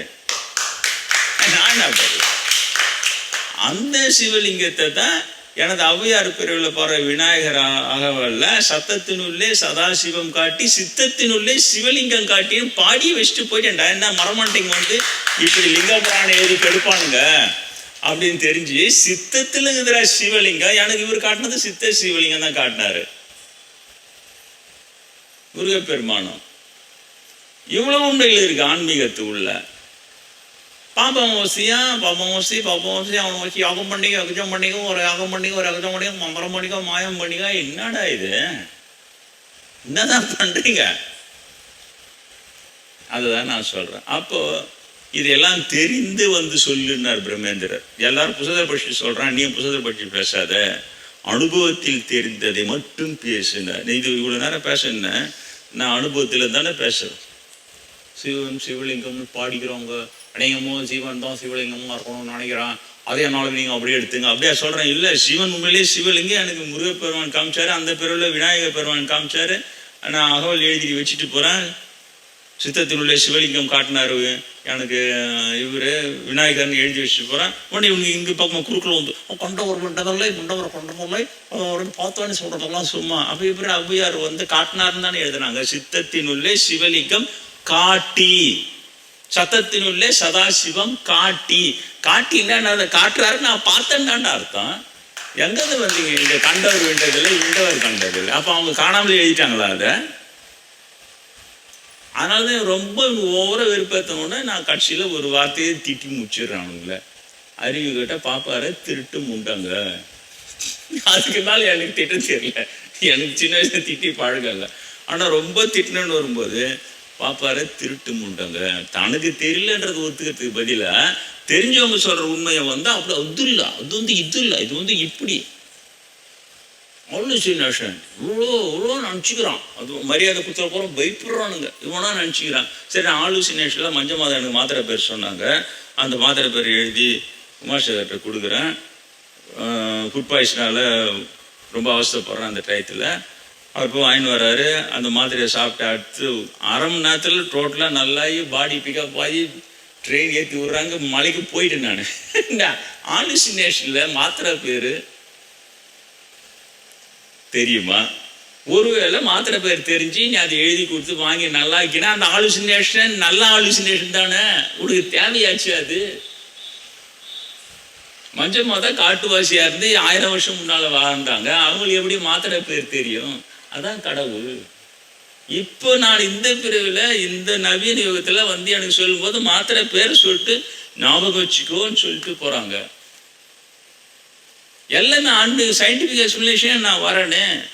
அது வந்து சைக்கிக் மைண்டு இருக்குது, இது நம்மக்கிட்ட இருக்குது. இது வந்து ஃபிசிக்கல் மைண்ட் பாடி, இதில் இருக்கிறது ஃபிசிக்கல் மைண்டு. இது கனவுல உலகம், நம்ம கனவுலலாம் போயிட்டு வருது இல்லை, அந்த மைண்டு வேற. அது இல்லாமல் சைக்கிக் மைண்டுன்னு தான் உயிர் மனம்னு ஒன்று இருக்குது. அரவிந்தர் தெளிவாக விளக்குறாரு அதை. அந்த உயிர் மனத்தை எழுப்பி தான் அவங்க அந்த மாத்திரையை பேர் அங்கே சொல்லி மறந்துடாதான்றாங்க. ஏன்னா அந்த உயிர் மனம் திரும்ப இந்த உடம்புல வரும்போது பௌதீக மனத்தில் மறந்துடும். ஏன்னா அது ஹை லெவல் ஸ்பிரிச்சுவலிசம். அது அந்த ஹை லெவல் ஸ்பிரிச்சுவலிட்டிக்கு போயிட்டு திரும்பி இங்கே வரும்போது மறந்துடும் அதில் இருக்கிறது. அதையும் அரவிந்தர் சொல்கிறார், மறந்துடும். அதனால என்ன மறக்காதான்றாங்க. அதில் 2 வாட்டி சொல்கிறாங்க, மறக்காதன்றாங்க. கரெக்டாக கண்ணை முடிச்சோன்னா மஞ்சள் மாதிரி ஏதோ சொன்னாங்களே இன்பமா அப்படின்னா மாத்திரை பேராக தான் இருக்கும்னு எழுதி அனுப்புகிறோம். மாத்திரை அப்போது எடுத்த உடனே அப்படி சொன்னோன்னே கொஞ்சம் மோதாவே சரணம் ஐயப்பான்னு எல்லாம் ஒரு பக்தி வந்து சந்தோஷப்படுற நீங்கள் இந்த நேரத்தில் பார்ப்பான். நான் வந்து இதை மட்டுமே பார்த்துன்னு அடுத்தது வாங்க போகலாம், நம்ம மஞ்சள் மாதா பக்தி பண்ணலாம். அவங்க இருக்கிறாங்க, she is true living God, Ayyappan is true living God. அவங்க வந்து பக்குவங்களுக்கு நேராகவே வழி நடத்துகிறாங்க. ஐயப்பன் தமிழ் சொல்லி கொடுத்தது உங்களுக்கு சொன்னேன், இறைவன் என்பதை இறைவன் என்று அழைப்பது தான் சரியானதுன்னு சொல்லி. அப்போ மலையில் சொல்லி கொடுத்தாரு. உடனே எல்லாரையும் கூப்பிட்டு செல்லு ரெக்கார்ட் பண்ணிங்க, ஐயப்பன் இப்போ தமிழ் சொல்லி கொடுத்தான்னு சொல்லிட்டு வந்துட்டேன். எல்லாம் ரெக்கார்ட் பண்ணி வச்சுக்கிறாங்க. இப்படி போயினே சந்தோஷமாக போயினே வரோம் நாம். ஆனால் இந்த பாப்பா ஏன் குறுக்கிடுறான், அது அந்த இடம் தான் இடிக்குது. நீ ஏன்டா குறுகுல வர குறுகு சால் ஓட்டுறதுன்னு விவசாயத்தில். அவன் ஒழுங்காக சால் ஓட்டினதான் நான் குறுகு சால் ஓட்டிக்க எடுத்து விட்ருவான்னு. இந்த பாப்பானுங்க குறுகு சால் ஓட்டிக்கினேங்கிற பெரிய அறிவாளிங்க மாதிரியே ஒன்று போட்டு இதை ஆலோசனை நாஷான் எவனாக நினச்சிக்கிறான், பவனாக நினச்சிக்கிறான், அப்பெல்லாம் ஒன்று எல்லாம் அப்பெல்லாம் கண்டவர் உண்டதில்லை, உண்டவரை கண்டதில்லை, சிவலிங்கனா இல்லை எங்கே போடுறானா திருட்டு முண்டங்க. எனக்கு கோபம் வருமோ வராது. உண்மையை பொய்னா திருட்டு முண்டங்கன்னு தான் திட்டின. வேற ஏன்னா ஒரு வார்த்தை கண்டுபிடிச்சு சொல்லுங்க. சரி, திரும்ப இங்கே வருவோம். இப்போ இந்த நிலைகள் இருக்கிறது. அப்போ பெரியவங்க உங்களுக்கு நல்லா புரிஞ்சிச்சு, புதுசாக வரவங்களுக்கும் தெரிஞ்சுட்டு இருக்கோம். கடவுள் எப்படி என்னை வழிநடத்தின்னு போகிறாங்க. தாயினும் சால பரிந்து இதுதானே அது. நான் அவசரப்படணும், லட்சக்கணக்கில் குவியுது மலையில் கூட்டம். நான் ஒரு ஆள் வரலன்னா அவங்களுக்குண்ணா தாயினும் சாலை இது எங்கே இருக்குது, வளமுறை எங்கே இருக்குது, மலை எங்கே இருக்குது, உடனே கான்டாக்ட் பண்ணி அவசரப்படுறான் நம்முடைய இவன் சொல்லிட்டு மாத்திரை பேர் நல்லாக்கி கூட்டுக்கிறாங்களே. 4 மணி ட்ரெயினில் ரிசர்வ் பண்ணி வச்சுக்கிறாங்க. என்னால் முடியல, கேன்சல் பண்ணுறேங்கன்றனால வர முடியாதுன்றான். அடுத்த 1/2 மணி நேரம் நல்லா ஜம்முன்னு ட்ரெயின் ஏற்றி அனுப்புகிறாங்க, போய்ட்டு. அப்போ இதுதானே இது தாயினும் சால பரிந்து மணிகோசர் பாடுறாரு. தாயை விட சால பரிந்து வந்து எனக்கு நன்மை செய்கிறாங்க.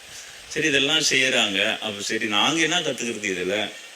ஆனால் மஜமோத பக்தி பண்ணினா உனக்கும் ஃபுட் பாய்சன் வந்தோம், அவங்களுக்கு உனக்கும் மாத்திரை சொல்லுவாங்க. அப்படியா? அந்த மாதிரி போகிறதில்ல. இந்த இடம் புத்தர் தேவைப்படுற அந்த இதிலிருந்து விடுபட்ட ஒருவன், மேகத்திலிருந்து விடுபட்ட நிலவு. ஒரு நிலவை மேகம் மறைச்சினே இருந்தால் வெளிச்சம் தெரியாது. ஆனால் அந்த மேகம் சைன்னு விளையணுன்னா அப்படியே பௌர்ணமி வெளிச்சம், சரியில் வெளிச்சம். அதே போல் அவன் இந்த உலகத்திலே பிரகாசிக்கிறான்னா அந்த உண்மைகளை சொல்லி மற்றவர்களுக்கும் அதை பிரகாசிக்கிறான். இப்போ நான் உங்களுக்கு ரொம்ப வசதியாக காதில் அப்படியே விசிறி வச்சு போயிட்டு வாங்க, நீங்கள் வேலை தேடிங்க, உங்களுக்கு நல்ல வேலையாக கிடைக்கும், உங்களுக்கு நான் வந்து அப்படி இருக்கும் இப்படியா பண்ணின்னு இருப்பேன் நான்? இல்லையே, அது சின்னுண்டு. அது எல்லாமே எப்படி பார்த்தாலும் அது சிற்று இன்பம், அதில் சேர்ந்தது அது. அப்போ நான் என்ன சொல்லுவேன், இந்த பெரிய இன்பத்துக்கு வா. பெரிய இன்பம்னாலே கடவுள்.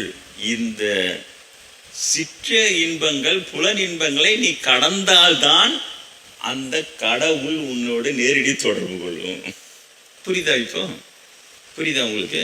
அப்போ அந்த நிலைகள் எல்லாம் இருக்கின்றன. பல மகான்களை சந்திக்கிறேன் படிக்கும் போதே. நான் அவடி சிவபிரகாஷ் சுவாமிகளை சந்திக்கிறேன். அவர் தான் சொல்கிறாரு, காமாக்னி தான் காடாக்னியாக மாறும்பா அப்படின்ட்டு சொல்கிறாரு. அது எதிர்த்து நீந்தும் போது காமாக்னியில் எல்லாரும் அதில் தான் உழண்டு கிடப்பாங்க. ஆனால் எதிர்த்து நீந்தவனுக்கு அது காடாக்னியாக மாறிட்டோடனே இது வந்து சின்னதாக போயிடும், இதில் இன்ட்ரெஸ்ட் இருக்காது சொல்லி வளர்த்தார். அவரும் அது கடந்த நிலையில் இருந்தார் அவரும். புரியுதா உங்களுக்கு? அப்போ அதை தான் நான் உங்களுக்கும் சொல்லித்தரேன். நான் என்ன சொல்கிறேன், நீங்கள் அப்படியே இப்போ நீங்கள் இவ்வளோ பேர் இருக்கிறீங்க, அப்படியே இன்றைக்கி நீங்கள் அப்படியே புலன்களை ஒன்றை வெள்ளிவிடுங்கள், அப்படியே தவத்தில் இறங்கிடுங்க. அந்த மாதிரிலாம் நானாக சொல்லுவேன். இந்த 30 வருஷமாக நான் சொல்லுவேன், 30 வருஷமாக இங்கே உட்காந்துக்கிறேன். எவ்வளோ இளைஞர்லாம் வந்துக்கிட்டே இருக்கிறாங்க. ஒருத்தர் கூட சன்னியாசி ஆகலை, ஒரு இளைஞர் கூட சன்னியாசி ஆகலை. ஒரு சாமியார் போகிறவங்க பையன் ஒரு சாமியாரை விடுவார் அப்படின்னா யார் ஆகணாங்க? நீங்கள் பாருங்கள். அதாவது உங்கள் ஆசீர்வாதத்தில் நல்லபடியாக கல்யாணம் பண்ணின்னு குழந்தை குட்டியோடு நல்ல சேமமாகறோம் சாமி. தெரியுதா? இதுதான் போயிடுறேன், தவிர யாரும் வரல. ஆனால் அதுக்காக சொல்லாமல் இருக்க முடியுமா? அதனால தான் நான் இந்த புத்தர் பாடத்தை ஒரு சாக்காக வைத்து கொண்டு உங்களுக்கு வந்து அதை நான் சொல்லுகிறேன். இதில் வந்து உலக மயக்கம்ன்றதான் இருக்குது. நீங்கள் பார்க்குறீங்க, ஒரு அரசாங்கத்தை தேர்ந்தெடுக்கிறாங்க ஜனங்க. என்னத்த தகுதியை பார்த்து தேர்ந்தெடுக்க? நீங்கள் சொல்லுங்க, என்ன தகுதி? ஒரு சமுதாய நோக்கமோ? இவன் மட்டும் எதிர்த்த கட்சிக்காரன் கிணல் அடிக்கிறான். இவர் அப்படியே இந்தி போராட்டத்தில் போயிட்டு வந்துடுறோம், இவர் வந்து அதில் தோணுறா, இதில் அதனால். நீ எங்கன்னா போயிட்டு வந்த? நீ போயிட்டு வந்தது எல்லாமே ஷூட்டிங்னு வெளிநாட்டுக்கு நடிகளை கூட்டின்னு போய் குத்திச்சுட்டு வந்து, அவ்வளோதான். புரியுதா? ஜனங்களை பிடிக்கிற மாதிரி அப்படி கதையை நடிச்சு அப்படியே அடிக்கிற மாதிரி நடிக்கிற மாதிரி நடிச்சு அவங்கள அப்படியே பிடிக்கிற மாதிரி ஆக்கி விட்டினா இதுங்க ஜனங்களை என்னதுன்னா, அதான் சொன்ன அறிவு சிறந்த தமிழ் மக்கள். ஒரு அரசியல் தலைவன் எப்படி தேர்ந்தெடுன்னு நம்ம ஜனங்கிட்ட தான் கேட்டு தெரிஞ்சுக்கணும். கடன் போட்டு அது போனது வந்தது எல்லாத்தையும் எம்எல்ஏ அமைச்சர் ஆகணும்னு ஒரு அமைச்சர் நேற்று வளர்றாரு. என்னன்னா உங்களுக்கு தெரியாதுல்ல, ஒரு அமைச்சர் வளர்றாரு. என்ன வளர்றாருன்னா, பிராமணர்கள் தான் கோயிலெல்லாம் சுத்தபத்தமாக வச்சு அவங்க தான் அதை வழிபாடு பண்ணி நல்ல முறையாக கொண்டு வரவங்க அவங்க தான். புரியுதா? அனைத்து ஜாதி அர்ச்சகர் திட்டம் ஊதிக்கிச்சின்னு அர்த்தம். நாங்கள் பிராமணர்களை தான் சப்போர்ட் பண்ணுவோம், அவங்கள தான் இது பண்ணுவோம். அது இல்லாமல் ஸ்பெஷல் உங்களுக்கு நான் சொல்லிட்டு, செல்லமே பிராமண செல்லம் தான். செல்லாம் ஒரு படத்தில் செல்லமே பாப்பாரு செல்லம் வலிமை செய்ய. புரியுதா? இது நடுவில் நான் இது ரெண்டுத்தையும் பார்க்கணும், இதையும் வரணும். இதால் ஆன்மீகத்துக்கு என்ன கெடுதின்றது உங்களுக்கு பலமுறை சொல்லிட்டேன். அனைத்து ஜாதி அர்ச்சகர்கள் எல்லா வீடியோவிலையும் 10 வருஷமாக போட்டுன்னு வரேன். Support all caste temple priesthood முடியும் என்னுடைய ஒரு வீடியோவும். அது இவங்க வந்தாங்க, நல்லா செயல்படுத்தியிருக்கலாம். ஒரு 29 பேரை மட்டும், 38,000 கோயில் இருக்குது, ஒரு 29 பேரை மட்டும் போட்டு விட்டேன். அது எங்கள் புசுக்குன்னு அது அதுக்கு ஒருத்தர் போட்டு விட்டாங்க. அவர் பார்த்தா பாப்பராஜ் ஆள்றா அவரும் கட்சியில் சும்மனாங்காட்டியும் அப்படி வச்சுட்டு அப்புறம் உள்ளே போய் தமிழில் அர்ச்சனை பண்ணணும்னு சட்டையும் கேட்டுருங்க. போய் தமிழில் அர்ச்சனை பண்ணால் யார் வருவாங்க கோயிலுக்கு? அவரே சொல்லிக்கிறாரு. அங்கே எங்கே தேர்றது? அவரை திரும்ப ஆன்மீகத்துக்கிட்டே மெயினாக போகிறேன். முடிஞ்சா நான் அவரை கட்சி ஆரம்பித்தா தான் உண்டுன்றேன். அது என்ன 66 வயசுலாம் கட்சி ஆரம்பித்து அப்படியே வயசாகி போய் என்னத்த செய்ய போகிற எனக்கே தெரியல. சப்ஜெக்டிகிட்ட வந்துடும். இது ஆன்மீகம் தான் மெயின். அது அரசியல் கட்சி கூட ஆரம்பிச்சுடுவேன். ஆனால் சும்மா அது செகண்டரியாக ஒரு அரசியல் கட்சினா எப்படி இருக்கலாம், டீசென்சியை எப்படி மெயின்டைன் பண்ணி தொண்டு மட்டும்தான் எண்ணமாக இருக்கிறவங்கள வரைக்கும் அதில் சேர்த்து அவனை திட்டுறது இவனை திட்டுறது, அப்புறம் ஆட்சியை பிடிக்கிறது தான் ஒரே வெறி. அதெல்லாம் அது கிடையாது. நல்லது தனி. அதுக்கப்புறம் அதெல்லாம் சொல்கிறேன். இன்னைய வகுப்புக்கு இதை சொல்கிறேன், புலன்களை வெல்லுதல். அப்போ அந்த நிலைகள் எல்லாம் இருக்குன்னீங்க. அது தெரிஞ்சு ஆன்மீகம்னா இவங்க சொல்கிற பாப்பாரை சொல்கிற ஆன்மீகம்லாம் கிடையாது. அவனுக்கு உடனே சர்ச்சை கலால் விட்டு அடி அப்படி அவன் கிறிஸ்டியனாக மாற்ற பார்க்குறான், இவனை முஸ்லீமை எதிர சண்டை முட்டினே இருப்பான். பாப்பா எந்த நாடாக வந்துட்டாலும் அந்த சண்டை மூட்டி அதனுடைய இதுவை பலனை அவனுக்கு வரா மாதிரி பார்த்துக்கும். எவனும் திரும்பி பார்க்க மாட்டான். ஹிஸ்ட்ரியை ஏன்டா இப்படி இருந்தது, ஏன்டா ஒற்றுமையாக இருந்தவங்க நான் பல முறை சொல்லிட்டேன். ஒற்றுமையாக இருந்தது தான் ஜைன மதமும் சமண மதமும் சைவ மதமும் இல்லையா. கடற்சிங்க நாயனார்ன்றோம் சைவம் 63 நாயன்மாரில் ஒருத்தனா ஆகிறான். அவ்வளோ பெரிய சிவபக்தன். அவனுக்கு பொண்ணு கொடுக்குற யாருன்னா மராட்டியத்தை ஆண்ட சமண மன்னன். அவனுடைய மகள் ரொம்ப உலக பேரழகியாவ. அவனுடைய வீரத்துக்கு இவ தான் தகுதியானவள்னு சொல்லிட்டு செருத்துணை நாயனார் இன்னொரு நாயனார், அவர் கழசிங்க நாயனாருடைய நண்பர், அவர் தான் முன்னின்று இவங்க 2 பேர் கல்யாணம் பண்ணி வைக்கிறார். எப்பற கொள்வினை கொடுப்படியே இருக்குது சைவத்துக்கும் சமணத்துக்கும் அந்த காலத்தில். அப்புறம் 6ஆம் நூற்றாண்டு இதில் பார்த்தா இவன் பகை என்ன பகை சமணம், அவன் சைவம் பகை என்ன பகைன்னு எப்படாமாச்சு. பாப்பான உள்ள விட எப்படியா போட்டவங்களும் 2 பிரித்து மூட்டி விட்டுட்டு அவன் பேரே நடுவில் வராது. இயேசுவை கொண்டாடிங்க உனக்கு தான் வெளியிலேருந்து நோய்ஞ்சிங்களா யூதர்களே இல்லைன்னார் இயேசுகிறான். நீங்களாம் யூதர்களே இல்லைப்பா வெளிலேருந்து வந்தாங்க தயவு போயிடுங்கன்னார். இப்போட மத்திய பிரதேசத்தில் ஒரு 2 வருஷம் முன்னால் ஒரு ஊரில் நடத்துனாங்க. குட்டி இந்தியா பிராமின்ஸ், பிராமணரில் இந்தியா விட்டு வெளியேறுங்கன்னு நடத்தினாங்க சார். அங்கே அவங்க எவ்வளோ அவசரப்படுறாங்கன்னு தெரியல. 2 வருஷம் முன்னால் குட்டி இந்தியா பிராமின்ஸ் ஊர்வலம் போகுது. இதே நம்ம தமிழ்நாட்டில் கொஞ்ச நாள் வந்தாலும் வந்துடும் அந்த ஊர்வலம். வேறு வழி கிடையாது. இவங்களுடைய இது சமாளிக்க முடியாது. எப்படின்னா வெட்டு குத்துனா பதில் வெட்டு குத்துன்னு போயிடுவானே நம்ம ஆளுங்க. இவங்க வந்து வஞ்சகம் அப்படியே ட்ரிக்ஸு அது கட்டி இது கட்டி அது கட்டினே போயின்னு இருக்கிறோம். இப்போ இந்த மாதிரி ஒரு மினிஸ்டர் அவர் அப்படியே தூக்கி விட்டோன்னா அவர் அப்படியே முடிஞ்சிச்சு கதைன்ட்டேன். நான் இப்போ பதிவு போட்டேன். மே மாதத்தில் டெலிகிராமில் நான் பதிவு போட்டேன். இவர் இப்போ இருக்கிற ஒரு தமிழ்நாட்டை பிராமண அடிமை நாடாக மாற்றாமல் போக மாட்டார், பிராமண அடிமை நாடாக மாற்றிட்டு தான் போவார்னு போட்டேன். அப்போ அதுக்கான வேலையை இப்போ காட்டின்னு இருக்கிறாங்க இவங்க எல்லாமே. போன எலெக்ஷன்லாம் முன்னால் செப்டம்பர் மாதமே போட்டுவிட்டேன். திமுக அதிமுக கூட்டணி வந்தாலும் ஆச்சரியப்படுவதற்கு இல்லைன்னு போட்டேன். முன்னாலேயே போட்டேன் சார். நான் ரிசல்ட்டை பார்த்து போடல, செப்டம்பர்லேயே போட்டுட்டேன். உங்களால் நம்பவே முடியாது. திமுகவும் அதிமுகவும் தான் ஆட்சி ரைவல்ஸ். 2 பேர் தான் நேர் விரோதி. ஆனால் இவங்க 2 பேரை சேர்ந்து கூட்டணி அமைக்கின்ற காலம் கூட ஒன்று உண்டு. என்னன்னா நான் நாளைக்கு இவ்வளோ சீக்கிரம் வருவேன் அந்த நிலமா சரியால் வந்துடுச்சு.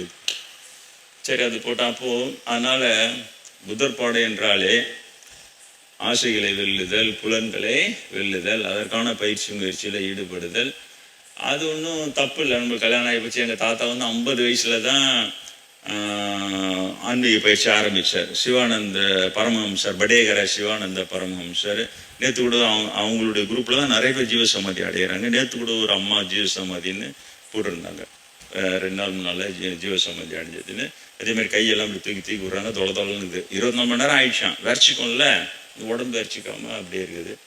இதுதான் ஜீவசமாதி அப்படின்னு சொன்னாங்க. எங்கள் அப்பா கூட கடைசி காலத்தில் அவர் கொஞ்சம் பயிற்சிலாம் பண்ணார். அவரு கூட மரணம் வந்தோடனே அதுக்கப்புறம் மறுநாளும் கை காலெல்லாம் எப்படி திரும்பினாலும் திரும்புது. அப்போ பக்கத்து ஊரில் இன்னொருத்தர் ஆன்மீக பயிற்சின்னு சொன்னார், உங்கள் அப்பா நல்ல நிலையில் இருக்கிறாரு, அவரை வந்து நீங்கள் வீட்டுக்கு பின்னாலேயே சமாதி வச்சு அவர் கும்பிடுங்க அப்படிலாம் சொன்னார்.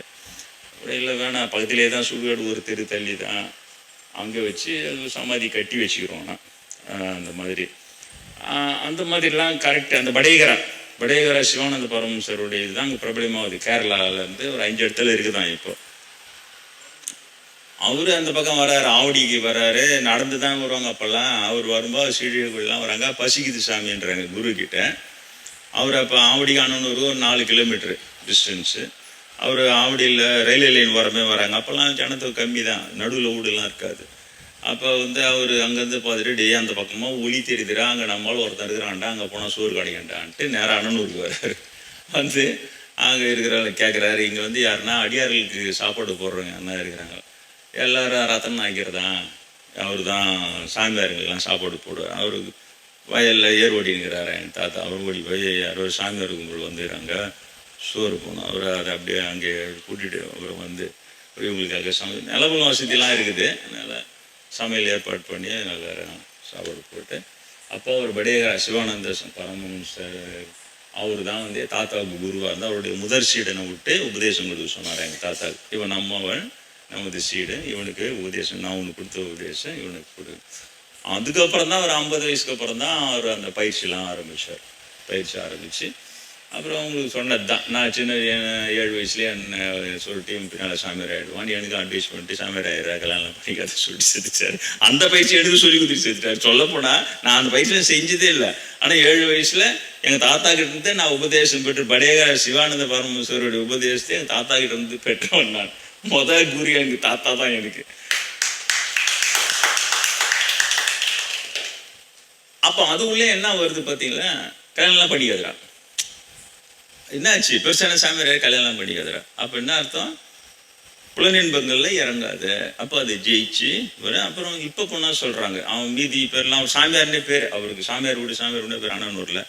அப்போ எங்கள் மாமாங்கெல்லாம் இப்போ வயசானவங்க, அவங்க அப்போ சின்ன பசங்க அப்போ சொல்லுவார், என்னுடைய பேர பையன் ஒருத்தன் முத்தியாடி வாங்கினோம் சொல்லிட்டு போனாராம். கரெக்டாக ப்ரெடிக்ஷன்லாம் நடந்துருக்குது. இந்த இடம்லாம் சவுத் ஆகிடும், ஒரே கட்டடமாகுதுடா, நம்ம ஊரே அடையாளம் தெரியலடா, பின்னால் நம்ம கிராமமே இல்லைடா, இது பெரிய நகரமாயிட்டுக்குதுடான்னு சொல்லிட்டு போனாரா. இப்போ அது மாதிரி ஆயிடுச்சு. இப்போ அது மாதிரி ஆயிடுச்சு, அடையாளம் தெரியாது. அது என் பேர பிள்ளை ஒருத்தன் முக்தி அடைவான், ஒரே ஒரு பையன் முக்தி அடைவான் அப்படின்ட்டு நிறைய சொல்லிட்டு போயிடும். அப்போ அந்த முக்தி அடையிறது, அந்த நிலைகளை எட்டி பிடிக்கிறது, புலன் இன்பங்களை எட்டி வெல்லுவது, இதுதானே ஆன்மீகம் இல்லையா? இது எல்லாத்துலேயும் காமனாக இருக்குதுன்னு உங்களுக்கு சொல்லின்னு வரேன். ஜைன மதம் சமண மதமோ என்ன சொல்லுது, மகாவீரர்கள்லாம் புலன்களை வென்று நிர்வாணமாக நிற்கிறார். நிர்வாணமாக நிற்கிறனா என்னன்னு தெரியும் இல்லையா உனக்கு? குழந்தையினுடைய தன்மையாக தான் இருக்கும். அவங்களுக்கு அந்த உணர்ச்சிகள் எல்லாம் இல்லாத வென்று காட்டுறாரு, நின்று காட்டுறார் சமண மதத்தில் மகாவீரர். புத்தரும் அதே போல் புலன்களை வென்ற நிலையில் அவரும் பிரச்சாரம் பண்ணின்னு வர்றாரு. இதில் ஒரு கொடுமை என்னன்னா, புத்தர்கிட்ட ஒருத்தர் அவங்க பொண்ணு கூப்பிட்டு வர்றாரு. புத்தரை பார்த்த உடனே புத்தர்கிட்ட சொல்றாப்புல, புத்தர் பெருமானே, என் பொண்ணோட உடம்பு பார்த்தீங்களா, பொண்ணை போல தகதக என்று தகைக்கிறது. அவளுக்கு சரியான ஒரு மாப்பிள்ளையை நான் தேடிக்கொண்டிருந்தேன், இவ்வளோ நாள் கிடைக்கவே இல்லை. ஆனால் நீங்கள் தான் கடிச்சிங்க. யாரு? உங்களுடைய மேனியும் பொண்ணை போல பழம், என் பொண்ணோட மேனியும் பொண்ணை போல பழம், தயவுசெய்து இவளை உங்கள் மனைவியாக ஏற்றுக்கொள்ளுங்கள். அதுக்கு அந்த கதையில என்ன எழுதுகிறான்னா, புத்தர் அருவறுப்பு அடைந்து அந்த இடத்தை விட்டு அகன்று சென்றார். அவ்வளவுதான், பதிலே கிடையாது. புரியுதா? அந்த புலன் இன்பங்கன்றது இவங்களுக்கு அவ்வளோ பெருசு எல்லாமே. ஆனா அதை வென்றவனுக்கு அது அருவறுப்பான விஷயம். இதுதான் அந்த இடத்துல இருக்கிற விஷயம். அதனால உங்களுக்கு எல்லாமே அந்த இவ்வளோ நேரம் சொன்னேன் நான், சமண மதம் இப்படி சொல்லுது, உங்களுக்கு சைவம் இதை சொல்லுது, கள்ளப்புல புலம்பை கட்டழிக்க வல்லானே சொல்லுது, கள்ளப்புலனைந்தும் காலா மணிகளுக்கு புலன் இன்பங்களை வெல்ல வேண்டும்னு தான் அதுவும் சொல்லுது. விநாயகராகவல்லையும் அதை சொல்லுது, தலை தெளிந்தார்க்கு சிவன் சிவலிங்கம் அதுவும் சொல்லுது. ஐம்புலன் தன்னை அடக்கும் உபாயம் இன்புருகருணை இனிதென கருளி. என்னவா இது? அவையார் எப்படி பாடிடுனா, விநாயகர் இவனை பக்தி பண்ணோம், இவனுக்கு அவன் போட்டா புறாட்டி புள்ள சொல்லுவோம், ஜாலியாக புத்தகம் போட்டுன்னு கிடக்குறான், அப்படி தானே பாடணும்? இல்லையே, எதை அருள் செயலாம் அனுகிரகமாக பாடுறாங்க.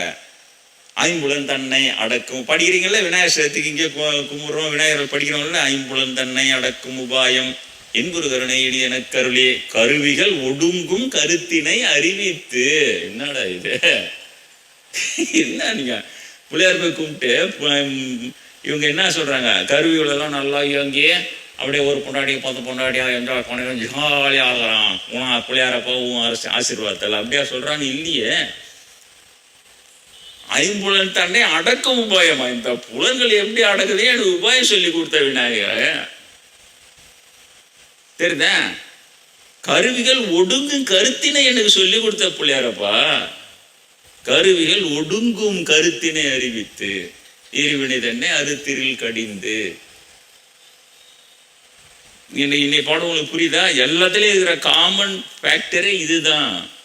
எல்லா சமயத்தின் இலக்கே புலன்களை வென்று நீ கடவுளை அடை, இது சொல்லி வந்தது தான். பாபானுங்களே வச்சுக்கினே அவனுக்கு பின்னாலே போனீங்கன்னா அது சொல்லிக் கொடுக்க மாட்டானுங்க. யாகம் பண்ணிக்கோ, யஜ்ஞம் பண்ணிக்கோ, மந்திரம் ஓதிக்கோ, தந்திரம் பண்ணிக்கோ, இதுலயே தான் இருப்பானே அவனுக்கு வருமானம். அவ்வளவுதான். இதுல அவனுக்கு வருமானம் கிடையாது இல்லையா? சைவமும் அப்படி சொல்லுது, வைணவம் கீதையும் இப்படி சொல்லுதுன்னு உங்களுக்கு சொன்னேன். அதே மாதிரி சமணம் இவரும் இதை சொல்றாரு. புத்தரும் போன பாடமே பார்த்தீங்க இல்லையா? இந்த உலகம் அலங்கரிக்கப்பட்ட அழகிய தேர் போல இருக்கிறது மற்றவர்களுக்கு, ஆனால் தெளிவடைந்த ஞானி இதில் இன்பம் உருவதில்லை. போன வகுப்பு அதானே, அதுவும் அதான் சொல்லுது. கிறிஸ்துவம் என்ன சொல்லுது? ஜீசஸும் அதை தான் சொல்றார். Not this one, it is entirely different. நீங்க திருமணம் பண்ணிக்கிறதுக்கு என்கரேஜ் பண்ண மாட்டேங்க கேட்குறாங்க. உங்கள் சிஷு கோடிங்களை திருமணம் பண்ணிக்க சொல்ல மாட்டேங்க. அதுவும் சென்ட்பீட்டில் கல்யாணம் ஆன ஒரு குழந்தை இருக்கிறவர் அவரே இவர் பின்னால் வந்துடுறவான்றாரு, கூப்பிட்டு வந்துடுற. நீங்கள் அது பிரச்சாரம் பண்ண மாட்டேங்கன்னு கேட்குறாங்க. அவர் சொல்கிறாரு, நம்ம சொன்னால் ஜனம் கேட்க மாட்டாங்கப்பான்ட்டு போயிட்டே இருக்கிறார். எல்லாம் சொன்னால் அதுக்கு இன்னொரு அடிஷ்னல் என்ன சொல்கிறாரு, ஒருவன் ஒரு பெண்ணை திருமணம் செய்து கொண்ட அடுத்த கணமே அந்த பெண்ணினுடைய எண்ணத்திற்கு அவன் மூச்சு காற்று அவள் மூச்சு காற்றுன்னு கலந்தவுடன் அந்த பெண்ணினுடைய எண்ணத்திற்கு என்னுடைய எண்ணம் அடிமையாகி விடுகிறது. அவள் நினைப்பதற்கெல்லாம் இவன் ஆடுகிறான். அதனால இது ஒன்றும் முடியாது பண்ணிட்டு போயிடுறாரு. அவரும் மூமநபதி கிட்ட வந்து அவரு 5 மடங்களை தரணும் சைதம் குத்தாட்டம் போட்டு ஜாலியாயிரு அப்படியே சொன்னாரு. 5 மனைகளை கல்யாணம் பண்ணிக்கணும்னா பெரிய விஷயம் தானே அது. 5 பேரும் ஆளுக்கு ஒன்று பிடுங்கும், 5 பிச்சு பிக்கல் பிடுங்களையும் சமாளிச்சுன்னு நீ வரணும். அது ஒரு பக்கம். இதனால 5 மனைவி கிடைக்கிறாள் உனக்கு. அவர் அதை சொல்லலையே. கடைசியில் என்ன சொல்லிட்டு போனார்? 5 மனைவிகளை திருமணம் செய்து கொண்டு அவர்களோடு நீ முறையாக இன்பத்தை அனுபவித்தாலும் கூட நிறுத்துறார். கமா என்ன கூட இறைவனால் இறக்கப்பெற்ற இறை இன்பம்னு ஒன்று தனியா இருக்குது. அந்த இறை இன்பத்தின் முன்னால் இவை அனைத்தும் அற்ப சுகமே. என்ன சார் சொன்னாரா இல்லையா? அற்ப சுகம், அவ்வளவுதான் சார். அப்போ இஸ்லாத்தும் என்ன சொல்லுது? உங்களுக்கு புலன்களை வென்றுவா 5 மனைவிகளோட நீ அனுபவி. ஆனா அது சும்மாடா தத்துணுன்றான்ட்டார், அற்பண்டான்னு. முஸ்லீம் பேசவே மாட்டான் பாரு, அதை எடுத்து பேசவே மாட்டான் பாரு. அப்படியே இருக்கிறான். இவங்களும் 5 பேர் கொலை வயிற்று ஒரு மகதை கிருமகதுன்றான. ஓவன் சொன்னது சொல்லுங்கடா, கொஞ்சமா தெரிஞ்சாதானே இன்னொருத்தன் அதுகிட்ட போவான். சொல்றதே கிடையாது அதெல்லாம். அதே போல வள்ளல் பெருமானும் உங்களுக்கு தெரிஞ்சது தான். அவர் முதல் இரவு அன்னைக்கே அவங்க அக்கா பொண்ணை கல்யாணம் பண்ணி வைக்கிறாங்க. மேல்கொண்டன் ஊர் தான் கல்யாணம் பண்ணி வைக்கிறாங்க. அவரு இரவு முழுக்க திருவாசகம் படிச்சுட்டு போயின்னேங்கிறாரு. அவ்வளோதான். தொட்டதெல்லாம் இல்லை. கடைசி வரைக்கும் திருவாசகம் படிச்சுட்டு அந்த மகையில் திருவாசகம் கொடுத்துட்டு இது படி உனக்கு கடைசி வரைக்கும் அந்த மாதிரி கொடுக்குறாங்க. வடலூருக்கு வந்துட்ட ஒன்று கூட கொடுப்பானா அவங்க மனைவினே காட்டிக்க மாட்டாங்களாம். அவங்க பண்ணு கூட்டுறது பெருக்கிறது வேலைக்காரி மாதிரி தான் இருப்பாங்களாம். யாருமே தெரியாதான். அவருடைய வள்ளலாருடைய மனைவினே தெரியாதான் அவங்க வரவங்களுக்கு. அப்புறம் அந்தம்மா சமாதி ஆகிட்ட உடனே அந்த நேரத்தில் அந்த மேலாடியை கைட்டி இதை போத்து அடக்கம் பண்ணு. மேலாடியை கைட்டி கொடுக்குறீங்க வேலைக்காரி, என் உடம்புல பாதி நேரம் வளர்க்கு. அப்பதான் எல்லாரும் தெரியும் அந்தம்மா அவரோட மனைவின்னு சொல்லி. தெரியுதா? அந்த அளவு இருக்கு. இன்னும் அவர் பாடல்லாம் தான் நான் படிச்சுன்னு இருப்பேன் சிதம்பரத்தில் இருக்கும்போது. அவ்வளோ இருக்கும். எல்லாத்தையுமே தாண்டி வர வைத்தா இறைவான்னு சொல்லிட்டு அவரு போட. இன்னும் எந்த நீங்கள் சமயம் பண்ண எடுத்து என்கிட்ட கேளுங்க. எல்லா சமயத்திலையுமே இறுதி இலக்கு புலன்களை வெல்ல வேண்டும், விடுதலை அடைய வேண்டும், இறைவனை தெரிந்து கொள்ள வேண்டும். இவ்வளவுதான். அது நிலையை நான் எட்டி பிடிச்சிடவே இப்போதைய குருநாதர் எனக்கு என்ன சொன்னாரு, புசதலுக்குது இப்படிக்குது அப்படிக்குதுன்னு பேசாதான் அது எல்லாரும் பேச முடியும், நீ ஜெயிச்சு காட்டி அதுக்கப்புறம் பேசுன்னாரு பிரம்மேந்திரன். அதான் என் குரு டாப். நீ ஜெயிச்சுட்டு அப்புறம் பேசுறா, புதத்துல இருக்கிறான் யாரோன்னா பேசுவான்னார். புதல யாரோன்னா பேசிடுவான், நீ ஜெயிச்சு காட்டு பேசு. அப்புறம் இங்க வந்து உட்காந்தேன். இப்ப நான் ஜெயிச்சு காட்டு தானே பேசுறேன் இல்லையா?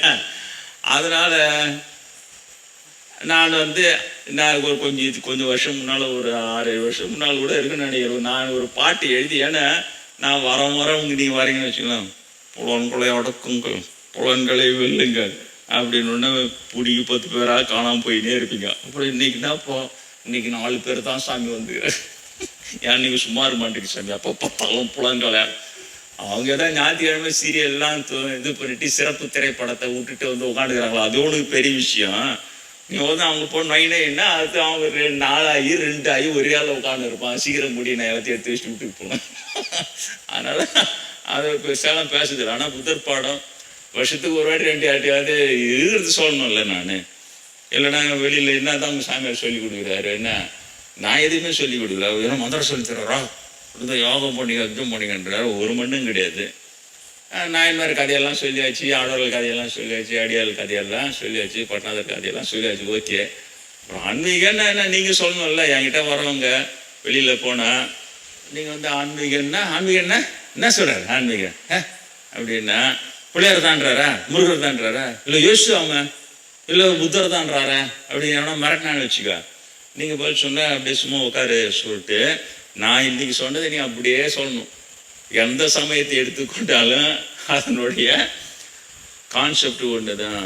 புலன் இன்பங்களை வெல்ல வேண்டும், இறைவனை நேரடியாக தெரிந்து கொள்ள வேண்டும்.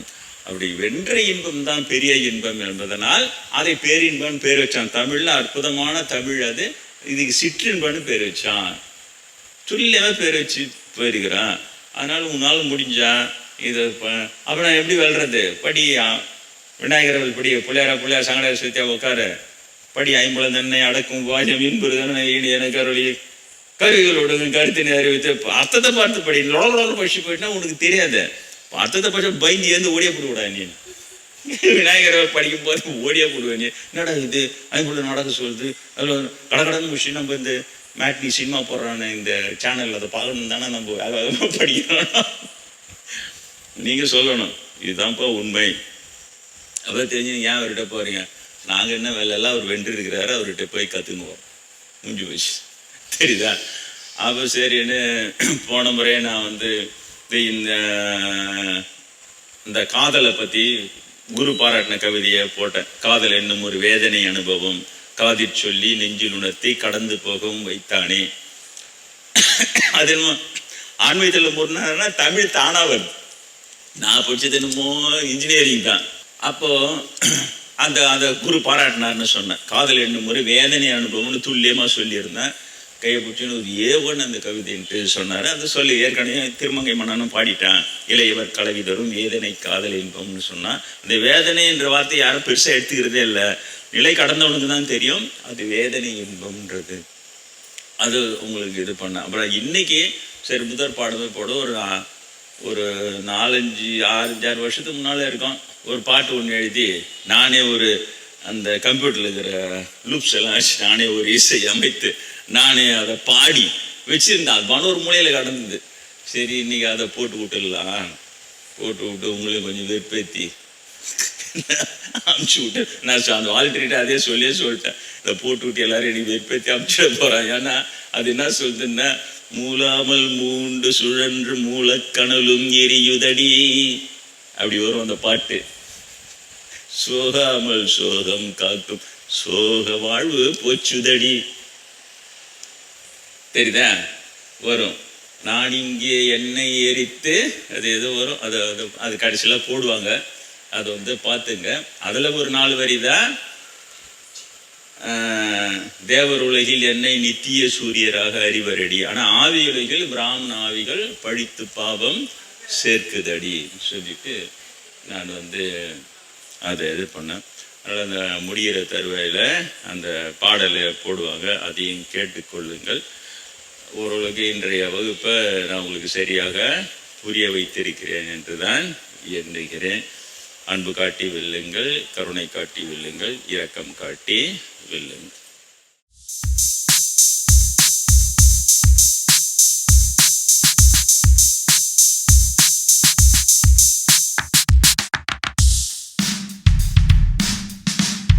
மூலாமல் மூண்டு சுழன்று மூலக்கணலும் எரியுதடி, சோகாமல் சோகம் காக்கும் சோக வாழ்வு போச்சுதடி. மூலாமல் மூண்டு சுழன்று மூலக்கணலும் எரியுதடி, சோகாமல் சோகம் காக்கும் சோக வாழ்வு போச்சுதடி. யார் இங்கே பட்டம் விட்டார் பறக்குது பறக்குதான் பாவாடை, யார் இங்கே பட்டம் விட்டார் பறக்குது பறக்குதான் பாவாடை. பாரெங்கும் பாவாடைக்குள் மனதை சுழற்றும் மோகமடி. மூலாமல் மூண்டு சுழன்று மூலக்கணலும் எரியுதடி, சோகாமல் சோகம் காக்கும் சோக வாழ்வு போச்சுதடி.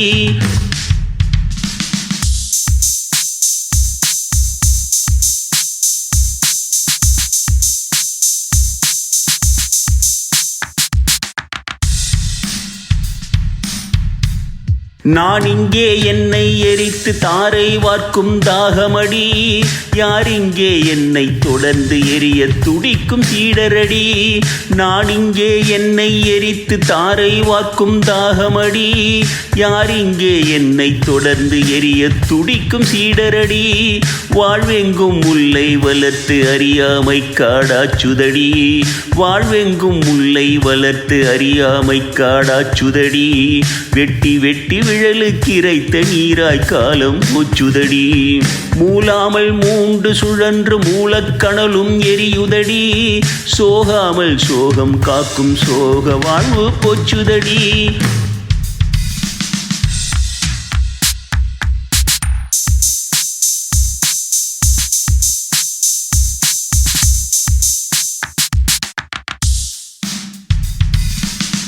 தேவருலகில் என்னை நித்திய சூரியனாக அறிவரடி, ஆவியுலகில் பிராமண ஆவிகள் பழித்து பாவம் சேர்க்குதடி. சாத்திரத்தில் பொய்களை கலந்து சதிராடும் பொய்க்கூட்டமடி, சாத்திரத்தில் பொய்களை கலந்து சதிராடும் பொய்க்கூட்டமடி. ஆத்திரத்தில் அறிவினை இழந்து அடியரை கொல்லும் பாவமடி.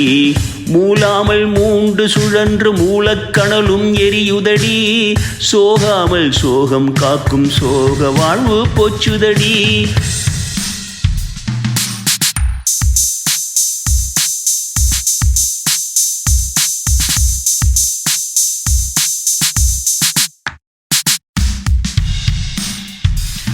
பாருலகில் அலைந்து திரிந்து பரனை தேடிய தாசரடி, பாரிங்கே மூலக்கணலாய் மூண்டு எரியும் நேசனடி. பாருலகில் அலைந்து திரிந்து பரனை தேடிய தாசரடி, பாரிங்கே மூலக்கணலாய் மூண்டு எரியும் நேசனடி.